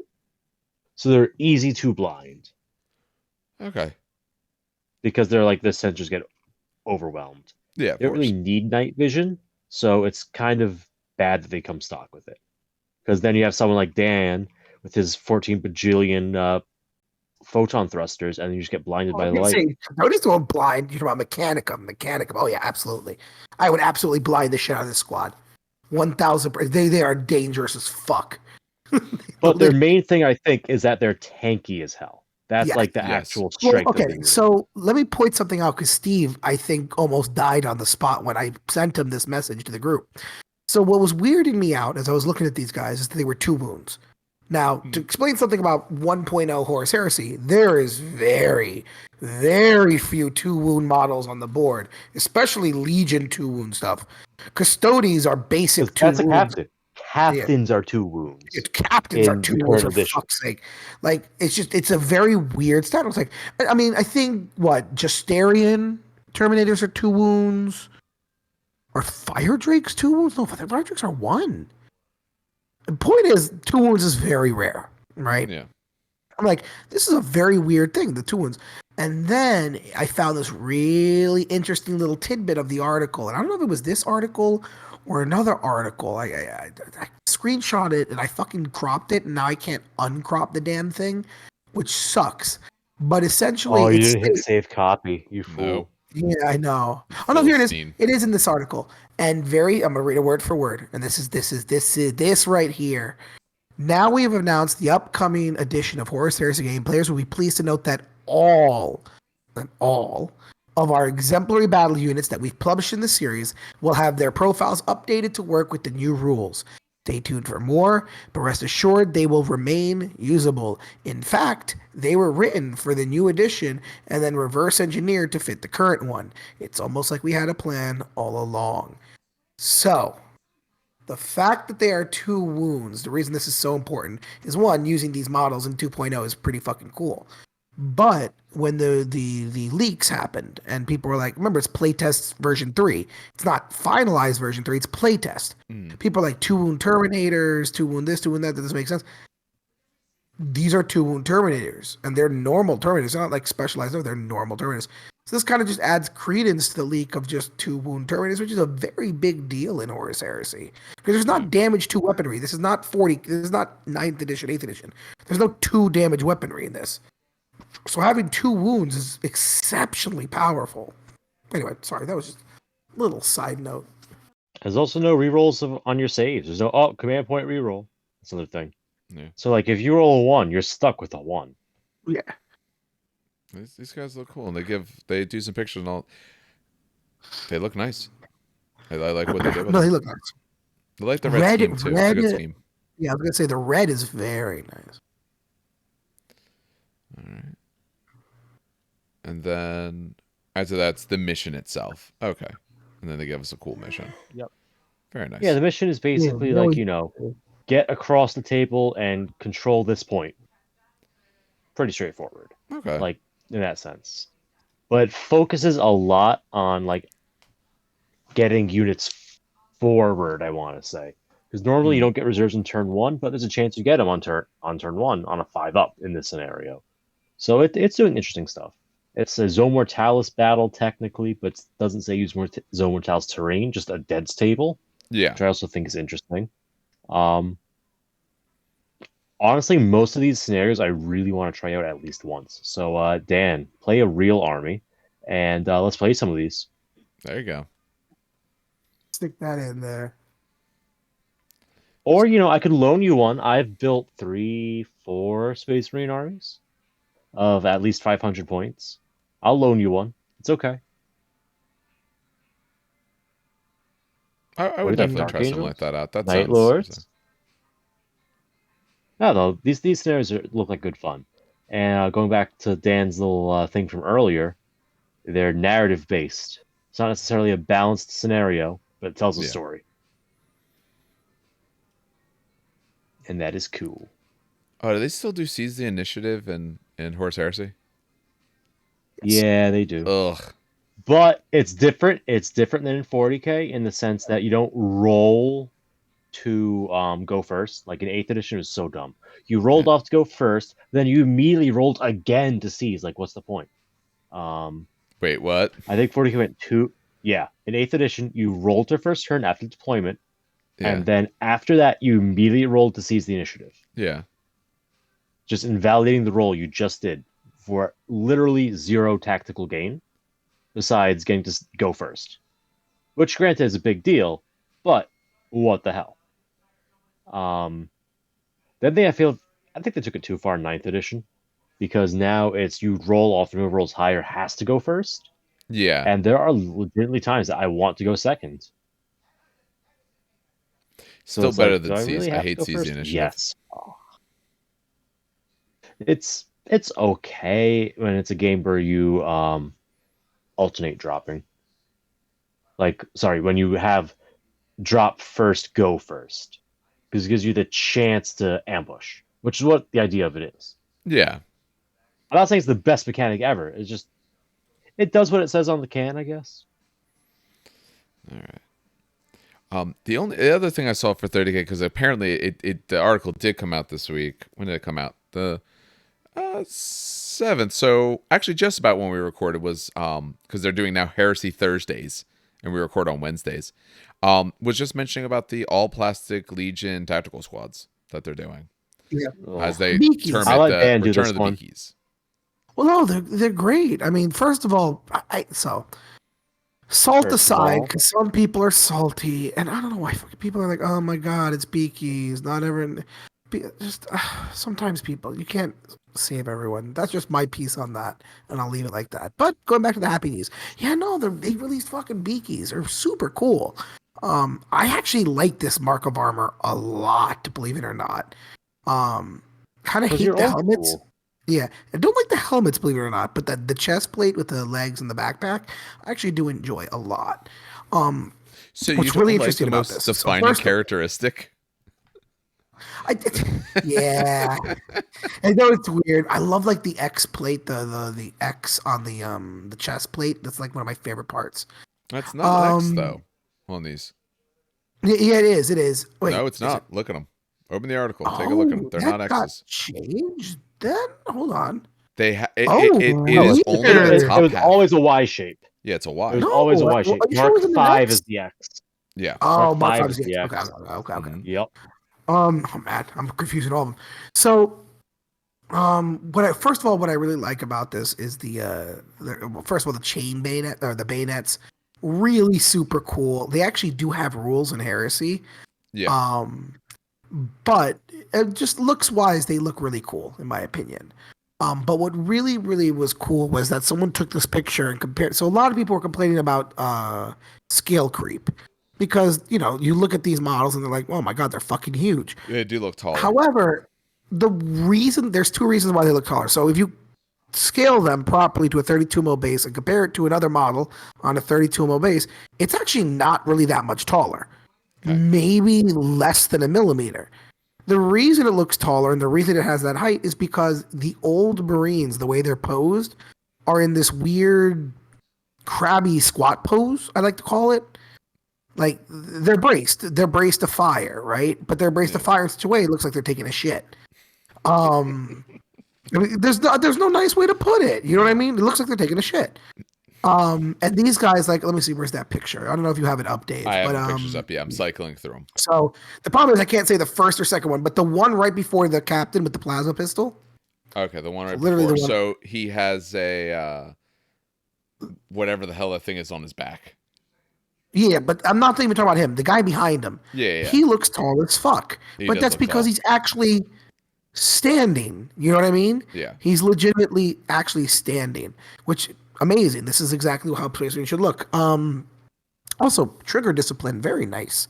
Very like they designed this really nicely, and it's just Oh yeah. Yes. It's if Yeah, you the look at trigger it, at discipline, least on that one, yeah. his finger is, since his gun is pointed down, his finger is not actually on the trigger. The other one is, but he's in an active shooting yeah, and pose. it looks really good. But now let's scroll down. So I mean, these are all Bolt Marines, blah blah blah blah blah. What really excited me, besides the headpiece, by the way, the headpiece is really fuck. It looks like a secondary piece too. It's not part of the helmet, so you just kind of glue it on. Yes. So anyway, Oh, it's definitely a secondary piece. Yeah. Plasma pistol also looks really fucking fantastic. I want to point out that's an old school plasma pistol, by the way. The Heresy plasma pistols don't actually look like that. They're more of the newer ones. Mm, This is very old school. That cylindrical barrel at the end, very yeah. old school. Anyway, if you scroll down, what really excited me, and this is where James also went nuts. So yeah, sure you have bayonets, but how about if you have chain bayonets? Oh, look at This that is the little. Death Guard model. So for anyone who's not who listened to the podcast form of this, go look up this article, because yeah, it's this little almost triangle blade underneath, covered in the Chainsaw Tifa. bayonet. Yeah, yeah, but it's It a makes it a really lancer. short one. And I love it. I love it. I love it. And the rules for it are pretty great too in the leagues. But first of all, that just looks amazing. Yeah, My Thalax and Mechanicum have them underneath their lightning guns, and I don't even they suck. I still use them because they look fantastic and I do WYSIWYG.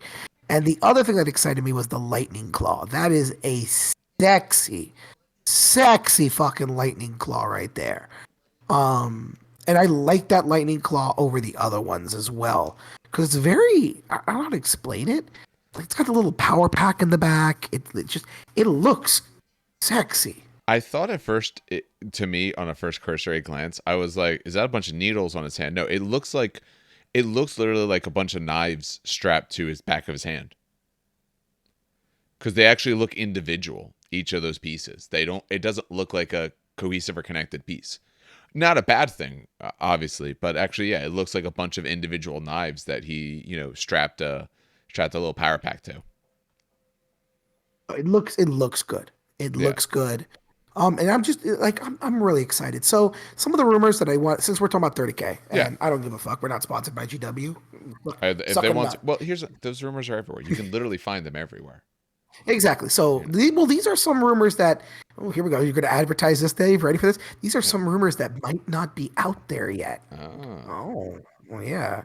Oh, there's your title for the podcast. All of a sudden, we spiked to like fucking 10,000 views. I, I I laughed don't. so hard. I That would think I you would are laugh. overestimating how many people are Oh, listening you'd be or looking surprised. for Horse 30K heresy stuff. The people, Lion returns. bro. Mono You'd be classic surprised. Thunderhawk with. Oh wait, they did like 2/3 of that. So, a couple of the major rumors slash leaks that I've heard.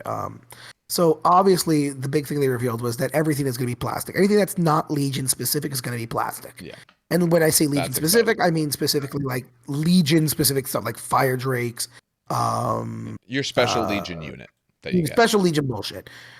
Now, okay, that's cool and all. Everything's going plastic, even the Spartan, Land Raider. We already kind of knew this. What we're also hearing is that Mechanicum is going plastic. Ooh, that is actually big news. Yes. And not only is it going plastic, but the Thalax and the Ursarax.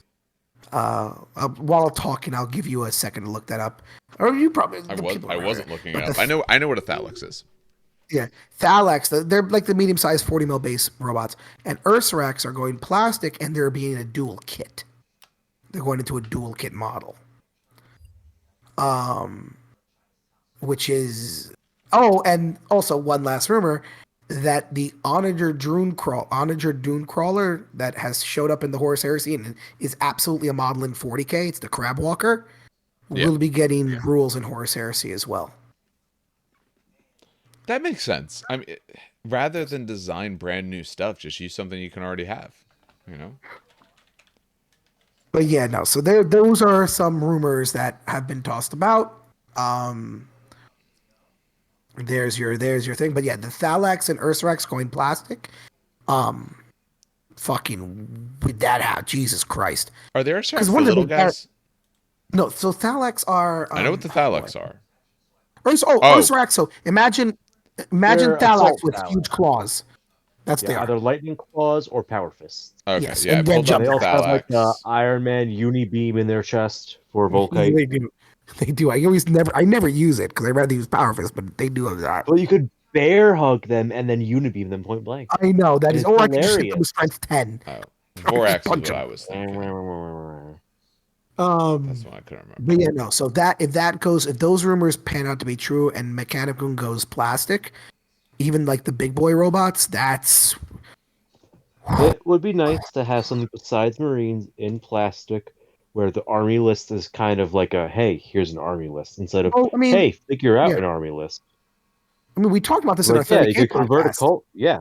Yeah, we talked about Um, it because custodies are plastic, essentially. yeah, but With custodians are very custodians. No few one things. makes them. Solar aux can be plastic if you want to kind of go around and buy Yeah. third party. Demons are plastic. Um, Right, but uh, demons, you have to build your own army list, so it's yeah, not so they're different, attractive to things, people. but still, Yeah. plastic. Yep. And I'm missing one. Fuck. And so Mechanicum was really the one where it's a really fucking cool army, but the barrier of entry was literally the cost. Yeah. Like it sucked because everything was Forge World. Those Zergs are actually really good. I like those.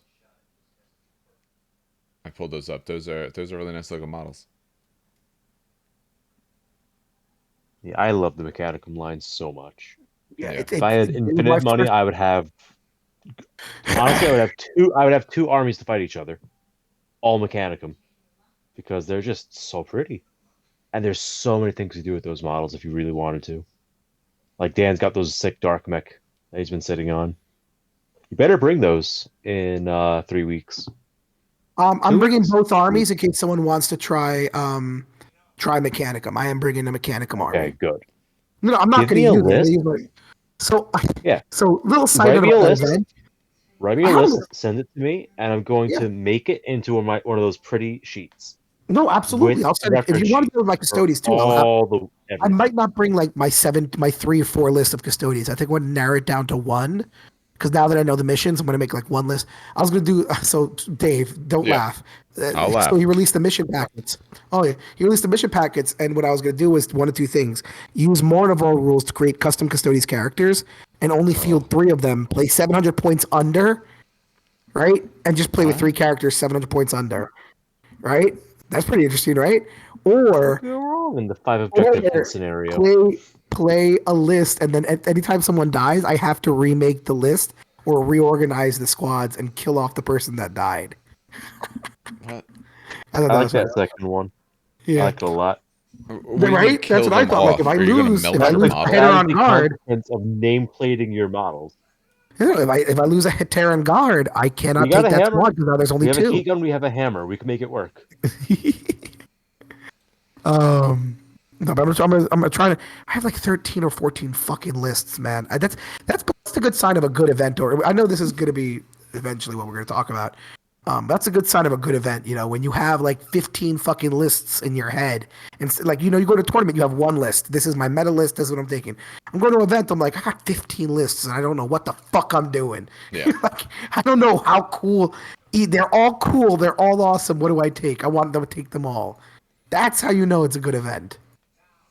Props to Steve for running this, or Sean for running this shit, man. Sean, yeah, Sean. Yeah, so props I'm to just Sean. literally. I'm making one table and making sure that the floors are clean.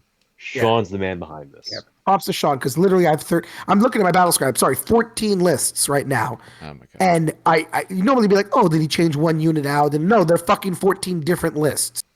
I have a whole list. I shit you not.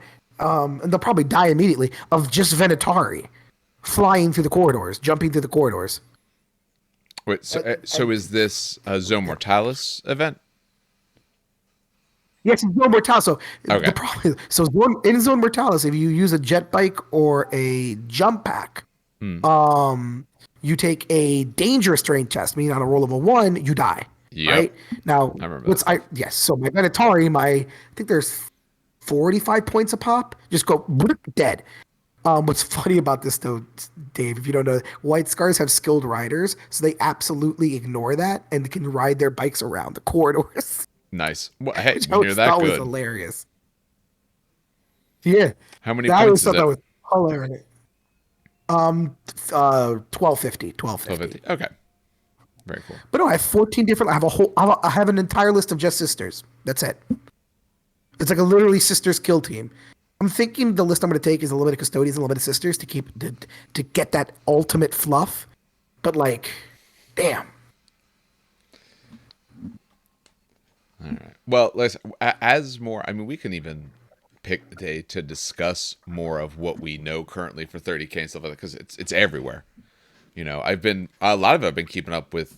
Spiky Bits, I think, releases like almost daily. Like, hey, here's the next page of stuff we know. So as we lead up to it, and then I mean, but who knows what they're going to change? Hopefully, it's not that different because it looks good. You know. Yes, it does. All right. So I'll discuss briefly some news outside of the GW spectrum here. So from Atomic Mass Games, AMG, for Legion, and this is especially important for Dan. Not the first part. The first part is that they have Shadow Collective coming out. So Shadow Collective, they've shown us that there's quite a few different boxes. There's going to be Black Sun Enforcers coming out. All this is supposed to release in June. I think I want to say it was like June 11th or June 17th, but we'll see the exact date. They have them. They have Gar Saxon. They have Mandalorian Super Commandos. They have Pike Syndicate Foot Soldiers. And then they have the box itself, which they're putting out for 70, which is nice. That's actually, I think, lower than most of us thought it was going to be. It includes a unit of each of those. It includes Maul. You have the Mandalorians. You have Black Sun and a unit of Pike, with a whole lot of upgrade cards put in there. So they have them coming out in 2 months. They also, as far as I know, they've said it's in June. I don't think they've given the exact date, or if so, I've missed it. Is they're going to have their mini stravaganza. It's a yearly thing that they've done, and mini stravaganza, they talk about upcoming releases. They show some new stuff. That's sort of like their big event that they do. They stream it all through their Twitch channel and all. They've said for that the other Battle Force boxes that they're doing, all those, they'll be talking more about them. They said Ewoks will play a part in the mini stravaganza. They have not said exactly how much of a part, but they absolutely will be there. So my guess is they do a lot of painting streams during it, so they're probably going to do a painting stream for them. So that means your desire, my pushed upon you desire to do some Legion, there's going to be Ewoks. So you're in it. There you go. No, yeah. So I did, and listen, a promise is a promise, and I did say it. Like when I said, remember how people were like, "Dan, you're not going to paint those Morats, those monkeys in a week, right?" And I was like, "Watch me, I'm going to sell the fucking military orders, and within a week, those Morats are going to be fucking painted." Yep. It took me 3 days. Yeah, 3 days. Honestly, it's a great game. The game's I'd seen the game, so I'd seen it being played, and I actually already kind of got the gist of it, which is kind of hilarious. It's really straightforward. Like, if Ewoks are not core, what the hell are they called again? It's been so much fucking different games. What the hell is it? Not corn or core, not troops. Line. What's your base line? What the hell is it called? Core. Now you're making me question. Is it core? No, in Star Wars Legion, is it called core? That's what I'm looking up. You're forced to take. No, I know, but now as soon as you said it, now I'm like, I would have known the name until you, and then you said it, and I'm like, well, now I'm not sure anymore. Yeah, no, just let me up to. But anyway, if they are core, fuck it. If they are core, that is absolutely my army. Ewoks, and I can't speak right now. Ewoks, Wookiees, yeah, that's just literally my army. Yeah, core. Sorry. Corp. It is core. So, okay, it's essentially corpse units. Okay. Yeah, no, they're core. Wait, did you say corpse or core? Corpse. No, but English. It is pronounced. You could say core. Though, right? Core is it's core, but the other kind of core, the P. Okay. Yeah. Okay. Good. Because I was gonna be like, oh yeah, sorry. But no. If they are, so yeah. But, yeah. So so Ewoks are core. Yeah. Then oh my god. Yeah. I'm doing that. Absolutely 100%. I think in general they won't be, but I think in the like Battle of Endor formation kind of thing, or whatever you want to call it, that they're doing, they have their own name, but choosing other names you might be more familiar with. I think in that they will. But you'll probably still have to take like a unit of Rebel Troopers because that just is fitting. But you'll be able to get pretty close to what you want, I think. And again, it's always good when we overlap on games. Is you do a squad of Ewoks with stolen blasters, and that's your Rebel Trooper squad. There you go. Yeah, you could just do that. Yeah, you could model it. Just what is a Rebel Trooper? I don't understand. No. I said Ewoks, and I said Wookiee. Yeah, these are Ewoks with Okay. I lassos. think you said Rebel Troopers. I'm like, no, no, No, no. they count as your rebel troopers if you have to take a squad, Yeah. and then Just the put rest them on is Ewok stilts. and Wookiee. Well, Oh, remember it's not actually, a true line of sight game, no. so you guys have to worry about that. Honestly, Yeah. It's just give not them true line of blasters. sight. You do have a silhouette, you have a size.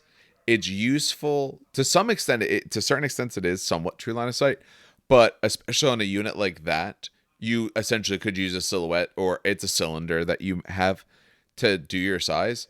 What you could What is this, do, Infinity? to some, like for certain things, you actually do look at it. So when you think of like the spider droid for Separatists, um, Tanks it also do that, has a by the little way. spire on top. Essentially, has a little antenna. You can see if you can see the antenna, you can shoot it. Its cylinder is not that big, but pieces that poke off and all on certain models, certain types, vehicle types and all, absolutely count. But for like an infantry unit, the infantry units take up a size. So, what you could do, I mean, because we somewhat saw it in the movies, because they messed around with the stormtrooper stuff, because they ate them and all. Um, you could swap out some Ewok heads on stormtrooper bodies, and it's two Yes. Ewoks shoved in one suit or something like that, or one in each leg. Think they will be core though, because I was looking at some of the. I didn't even know this, so I had to look it up while you were talking. I Yeah. think they're going to be core. I think they're going to be core. For that list, I think they will be. I think in general they Yeah. won't, but I think for that list they will be able to be. But we'll have to see. Hopefully at the Ministravaganza they'll give us. They've mentioned what these different lists are and the sorts of things that go into them to an extent, but they haven't given us more of definitive rules. I'm hoping at that we get some more definitive rules. Only other little piece of news I want to mention because um, I think it's useful, especially if you play Star Wars Armada. I used to. I sold it all because I just haven't touched the game in forever. But it's a great game. It's a lot of fun. But the big thing is AMG said we haven't dropped the game, but we're not making new stuff currently. Cycle for planning to you seeing it on the store shelf is honestly about 3 years for a game, for a lot of games, especially a game like this. So the fact they said they're not planning anything means there's no new models for a very, very long time. So what they came out with, they just did that this week. They did Rapid Reinforcements 1, so that means we will get more. And essentially what they did is they took the ships that are currently out and gave different ships to different factions. So for the Empire, they gave them the Venerator 2 Star Destroyer, which was essentially Clone Wars era. So they gave them that. The same thing as they gave them Darth Vader in a TIE Defender, which he was not in before. And he's absolutely bonkers. For the Rebels, they gave them the one of the other transport ships. I believe this ship, I think it was actually one of the Separatist ships. Yeah, it's one of the Separatist ships. They gave them a Providence class carrier. For the clones, they gave them a Victory 1, so they gave them the base Star Destroyer. And then they gave the Gazanti to the Separatists. Some of the other ones also got special pilots and all. Harrison Dula now can be in an X-Wing for Rebels. Anakin can be in a Delta 7. They didn't give any cool named characters for droids and all, but they essentially said, hey, we don't have new ships. So this ship that you had, it goes in another faction. You can use that in another faction now. Most of the stuff on those ships is the same. They might have changed it a little bit in terms of what allowed upgrades you have, but otherwise the ships look, just on a quick cursory glance, the ships look pretty identical or almost exactly the same. But now you can take them in other factions, so that varies up what you can do. So they called this Weapon Reinforcements 1. I'm sure they're going to do another one. They're still supporting this through doing tournament kits and stuff like that. So I thought it was worth mentioning that if you do play this game, they're giving you options, which is nice because they haven't really done too much with that lately. And this is a nice way to refresh a game when you know you're not going to be able to get new ships out. That's always been the problem with Armada. Like I said, I absolutely love the game, but it would go a year or more between a release. which does suck. That does Yeah, hurt a lot. it has a good amount. The newer stuff doesn't. The two newest factions, Separatists and Clones, don't. But the older factions, they have a good amount of ships. But it's tough to get traction in a game where it's, oh, we're supposed to get this release. Okay, maybe it'll be a year and a half before we see it. The Super Star Destroyer was at least well over a year. The Home 1 expansion, no, Phoenix, uh, the Phoenix expansion was, I think, like a year and a half waiting for that. And now it could honestly be 3 years before we see something else. So if they do get it back up in production, that's probably when I'd pick something up. But for now, that's okay. So that is the news. There was much of it. So much. We always go through so much. To be fair, we haven't done the news in like 2 weeks. Actually, yes, we do the That's news true. about every other week, which I think is a good pace. And like now with Horus Heresy being released every tomorrow's a new Horus Heresy article. Yes. So I don't know what the fuck they're gonna release then, but like it's just gonna be it's gonna be insane until the summer. Do to be you quite think, honest. since, I mean, GW obviously knows all these playtest files are out, they know essentially, the cat's out of the bag. Do you think they start showing rules? I think so. Because here's the thing. So I know They have an you event know this. in what, 2 months? Yeah, they have an One event. month? First of all, they have an event in 2 months with people YouTubers that will be looking at the rules anyway. I know it's not even 2 months. It's a month. It's in May. Yeah, there's two different. Yeah, Yeah, the Wow. May event is when you it's can May. get a chance to We're try in out the the middle new of April. stuff. This is like it happens in the middle of May, so we Yeah. are almost literally a month out from just literally hearing YouTubers talk about the rules. Because you can't NDA. I guess I'm assuming you can't NDA people going into your store and play. I don't Yeah, know. you can. But yeah, You can could. NDA But yeah, anything you want. It's an open event, and they invited people over and stuff Yes. like that. They wanted People to got hype up, snubbed, so they're which not is going to hilarious. NDA them. Exactly. What they might do, they're probably going to NDA them to some extent before. They probably aren't supposed to do anything before. And then day of, I guarantee you they're going to potentially have some level of control or perceived control about what you can and can't say, under the thing of like, yeah, you might be able to say more than we want you to, but if you do, you're not going to be coming back. So Exactly. So okay. So it's a month out. And I know me and you talked about this, Dave, and I think me and Yeah. I was involved about. They were, what got leaked were the playtest 3 rules, right? Yeah. Which is the last playtest before it goes off to print. yeah, So obviously there can be changes to what was leaked. Buddy cakes, but from Bunny what cakes? we saw, that's something I do with the kids. I'll say because I'll say but, and here's a big but here, and they'll giggle, right? And I'll be like, okay. oh, come on, guys, really? Are we mature? And then they'll No, they're calm down. not. I'll be They're like, in sixth grade. then I'll be like, all right, everyone calm, okay. So, booty cakes, and then they start laughing again. So it's kind of like anyway, it's just something cute that I do with the kids. But so it's playtest 3, so people are like, oh, okay, it could change the rules. But in my opinion, and maybe I'm crazy, people can call me out on this. I don't think they're going to change much other than No. some balance for points, maybe some stats like that need a little tiny bit of change, but we haven't found anything like weapon-wise that's been disgusting. I mean, the big thing was the contemptor spam that you can do. You can take 18 contemptors in a 2,000 point list Oh and my be almost God. unstoppable. Yes, but then I looked at what Haywire does, and absolutely not. Someone takes one squad of Haywire guns, and your entire army crumbles. Like, so there's Those there's are hard a to find. Haywire guns. Grav Yeah, grabs Haywire. No, yeah, no. but how common are grav guns? So- Iron Hands have it support everywhere, and everyone else Yeah, like support squads. works for it. Support squads take grav guns. No, they don't. Only in Iron Hands. They Unless do the new now. ones do. That's one of the updates. Oh, Yeah. that's- So you take some grav guns and someone takes 18 contemptors, you blow off 6 contemptors a turn. Like, so yeah, you can spam the game. So I should put out, we talk about this on our 30K podcast. You can't really spam in 30K. You spam in 30K, you're losing something. You have to kind of take a balanced list at all times. Like, for example, I was talking about all my list for Zone Mortalis, but eventually I'm going to fall upon taking cherry picking a little bit of everything for Custodes.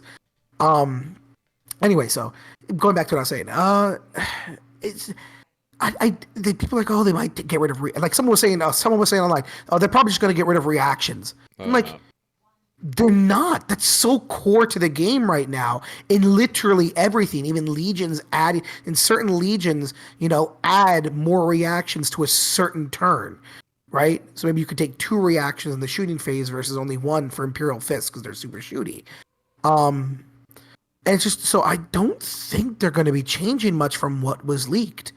And honestly, and this is my opinion, and people can disagree with me, I'm okay with that. From what I've seen from my friends playing the leaked rules, from what I've seen from battle reports online playing the leaked rules, and from what I've seen from just reading them, the rules are fucking fantastic. Like, they're scary good. Um, and that's me talking about a Games Workshop game, which is slightly terrifying. But the rules look legitimately great. Um, and I don't think it needs much changing. But someone can disagree with me on the comments, or Steve can disagree with me. I don't care. But it's just, I think that we're seeing pretty much the finalized version of the rules, to be quite honest. And I'm okay with that. I'm 100% okay with that. What about you, Steve? I know you've read the leaks. I've glanced at some stuff. I Okay. haven't dug deep into it. My focus has been, like what's being invalidated, like by illegal war gear combinations or whatever. Mm. Because I don't want to build a model right now for an event that's in 2 weeks that I then just straight up can't use afterwards. Oh, shit. So Sorry, that's wait, where I'm approaching it from. So I have not dug into the core rules. hold on. I have Interrupt real literally quick. Sorry, just so I heard. I completely meant to mention this before, and I apologize. People were super upset that they were missing dreadnoughts, that they were missing certain war gear combinations. The war gear yeah, but combinations I can't that's comment not on. yeah. The dreadnoughts. Again, this is rumors and Run it leaks as a contemptor. from First a of all, just no run no it as no a yeah. contemptor. This is rumors and leaks, but according to sources, the reason dreadnoughts are not in are for two different reasons. One, they were already balanced as is, so they were removed from the pool of playtesting, essentially. Um, and two, because they're reboxing dreadnoughts and contemptors to essentially have all the options in either box. So like dreadnoughts will and see how dreadnoughts in 40K release with what? Assault cannon and multi-melta? And I think a missile launcher. Is that No, it? multi-melta. There's a single multi-melta they produced outside of Forge World, and that was the Assault on Black Reach Dreadnought. Jesus. Yeah, it's the plasma cannon and the las cannon are the Oh, they actually two do have a shooting plasma cannon. weapons. Yeah, it's the Okay. two shooting weapons that dreadnoughts have, and Apparently they're that's only the venerable that has the oh plasma. So Jesus Christ. literally, Yeah. it's the Apparently las they're cannon on being the basic reboxed. boxy dread kit. Yeah, the thing is they're most likely being reboxed to include everything, along with the contemptor to include every weapon. So they were probably just removed from the pool so that they didn't get mixed in with all the other changes. Sorry, continue with what you were saying, Steve. Sorry. Completely Oh, that was that. interrupted you. That was it for that. Yeah, no, my focus has been on like, if I build this model, is it even a model I can play later? I'm like, is this a warrior combo? Yes, no, no. All right, I'll build a model I can play with. I'm not worried about what's good because that's never my focus. I like to bring Termagants in a Crusher list, but yeah, no, like my focus is not. I have not read the rules themselves, so I can't comment on it. I've literally just looked at war gear options for the legions I play. I've read through them. I'm sure I've missed parts, but I've read through most of it. Overall, no, I do think the rules look good. I mean, it obviously reminds me of older 40K. It is older 40K, but the reactions give enough of a difference and enough of a newer feel that it feels pretty good. Had to see how it actually plays on the table and everything like that, but it does have a very good feel to it. It's almost like a weird mixture, and this is like what I'm starting to. So it's seventh edition, Yes, obviously, but through and through. the reactions aren't from any edition. Period. Those are, Not from a. but the reactions remind me of Infinity, which I absolutely adore. The reactions of Infinity because it's not I go, you go. It's I go. Okay, hold on. You go. Okay, then I go. Oh wait, hold on again. You go. Right. So there's interaction inside the turn. Right. Um, But there's other weird shit that's like from the earlier editions. Like the psychic powers are straight out of third and fourth edition 40k, right? No overpowered nukes, no invisibility, no And nothing. fifth edition, I think, is the last time they had Okay, that fifth. Okay, I'll give sort you of fifth. I'll give you fifth. I'll give you yeah. fifth. But they're mostly like very the way they work is fifth edition, I think, right? Was fifth edition where you had to take leadership tests? Or is that Yep, fourth? leadership tests. Okay, so yeah, there's a leadership test for fifth edition, and the psychic powers are not tame; they still are great, but compared to what psychic powers are or were, not even near the same level of power. Um, but that's straight fifth edition, you know. And then the what were we talking about, Steve? Shit, the wound allocation that James had to correct me on because I thought it worked way worse, honestly. Um, Oh shit! What was the wound allocation? God It's damn not it! a style I like on wound allocation, but it is a Well, functional it's style. not the worst one. So Correct. I thought the way it was, and I started having like fucking PTSD, Dave. Yeah. Back in the day, in sixth or seventh edition, the way wound allocation worked was that I pick a Fair. person to take the wound. It was the hell part of fifth edition. Yeah. Yeah. I pick a person to take a wound. He rolls the armor save. I pick that person to take a wound. He rolls an armor save. I pick that person to take a wound. He fails the armor save. He takes a wound. Let's say it's a 2 wound model. Okay, now I pick another model. Now I pick another model. And I keep repeating that. So a 20-man paladin squad doesn't just have 40 wounds, but it has almost like 40 ablative wounds. Like you have to carve through, or 20 ablative wounds. You have to carve through 20 wounds before I start actually capping people out. Yeah. Does that make sense? Oh Hopefully? yeah, no, I remember that. That's what I thought it was. Now, on the side note, what 30K is now, which I also do not like, and I know a lot of people like will scream at the mic on me for this. What it is now is you take it from the front, right? Yeah. And what that does is, let's say you have an artificer armor person in the front, right? You slow roll it. So you go, all right, uh, here's 20 bolter shots that have hit you. All right, he's a 2-up armor save. Everyone says a 3-up, but he's in the front. Guess what? Here's 1 dice, 2-up. Second dice, 2-up. Third dice, 2-up. You have to do that until he fails, right? It's a slow roll process. It's a weird mixture of the two now, where it doesn't have to be selected from the front anymore. You select who takes it, but, and Steve can correct me wrong because I think I still got this wrong. You have to kill off the person if they take the wound. That's general the way the 40K has So 40K and all Unless this. it's a yes, character. but Unless it's a character. well, Sorry. yes Unless and it's a no. character. So what happens now is you have wound pools. This part I did go to check the rules. Like, okay, there's a lot of conflicting information I'm hearing. Let me just read it myself. It's like the one thing I actually did look at. Yeah, I So all matching profiles for strength, AP, and special rules form a pool, right? So with the plasma thing, where it's either AP4 or AP2, right? The AP2 hits our pool, AP4 hits our pool, right? And once you get all the shooting done for the unit, you take all your pools, you pick a pool, you pick a model, and that model takes hits until it dies. And then you go to the next model, and that model takes hits until it dies. But you could switch models between pools, which means, which is what I don't like, is there is no way as the attacker to tactically set yourself up to get the melt-a-gun hit or the plasma gun AP2 hit to go to the sergeant and not the random guy next to him. Yeah. Whereas pull from the front, I could shoot my bolters, try to pick up your armor 3-up guys in the front, and then hope that you fail your look out, sir, and hit the sergeant with the plasma pistol shot, or whatever, however, whatever order that works out in. So there's benefits, there's drawbacks. It's more of a defender's game for dice and wound allocation now. So I think it plays a little bit faster, but not that much faster. So does that mean I have one pool for one thing, one pool for another. I finished that pool. Let's say people have 2 wounds. Mm-hmm. I finish this pool, and one of my dudes has a wound on him. One of the guys who's left standing. Can my other pool, they can now just allocate to some brand new guy, or do they have to go and try to kill that already injured guy? Working from memory, I think you could pick a new guy because it's a new pool you're allocating. I could be wrong.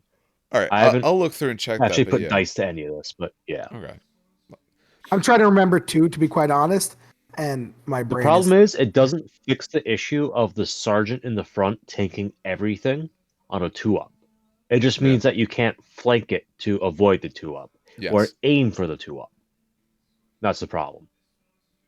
now side fact. Like the sergeant will die if he rolls the 1. Like there's no getting Side around fact. that. They But did that was increase. happening anyway. They did increase like what sniper was and what sniper did. So now more models now have the rule sniper. So you are technically able to snipe with a melted launch of certain squads. But again, that's rare and probably won't happen. Just a little side note about that. All right. You I know what? do have 5 sniper scout rifles sitting in my bits box. They might Yes, have to see the light of day. that's exactly what I'm saying. You might want to start taking like snipers just because they can quite literally, snipe, to be quite honest. Because now it's no longer from the front. Now you want to be able to choose. Yeah. Well, before they could do that, but they had to roll 6 to hit first. And then wound off that hit. Now they just pick who gets hit. And that'll do it for us tonight. Originally, we had a main topic we were going to go through as well, talking about Titanicus event. But we felt after the time the news was done, as well as how late it was at that point, that it's probably better just to save that for next week. As always, I'd like to thank everyone for listening if you caught us through any of the different podcatcher apps, or for watching if you were watching this on YouTube instead. As always, we like to request if you haven't liked or subscribed or anything like that, all of that really helps. It really helps us get noticed, get us out there more, and really helps us be able to bring better and more content. On behalf of everyone here, I want to wish you some good hobby and some great gaming.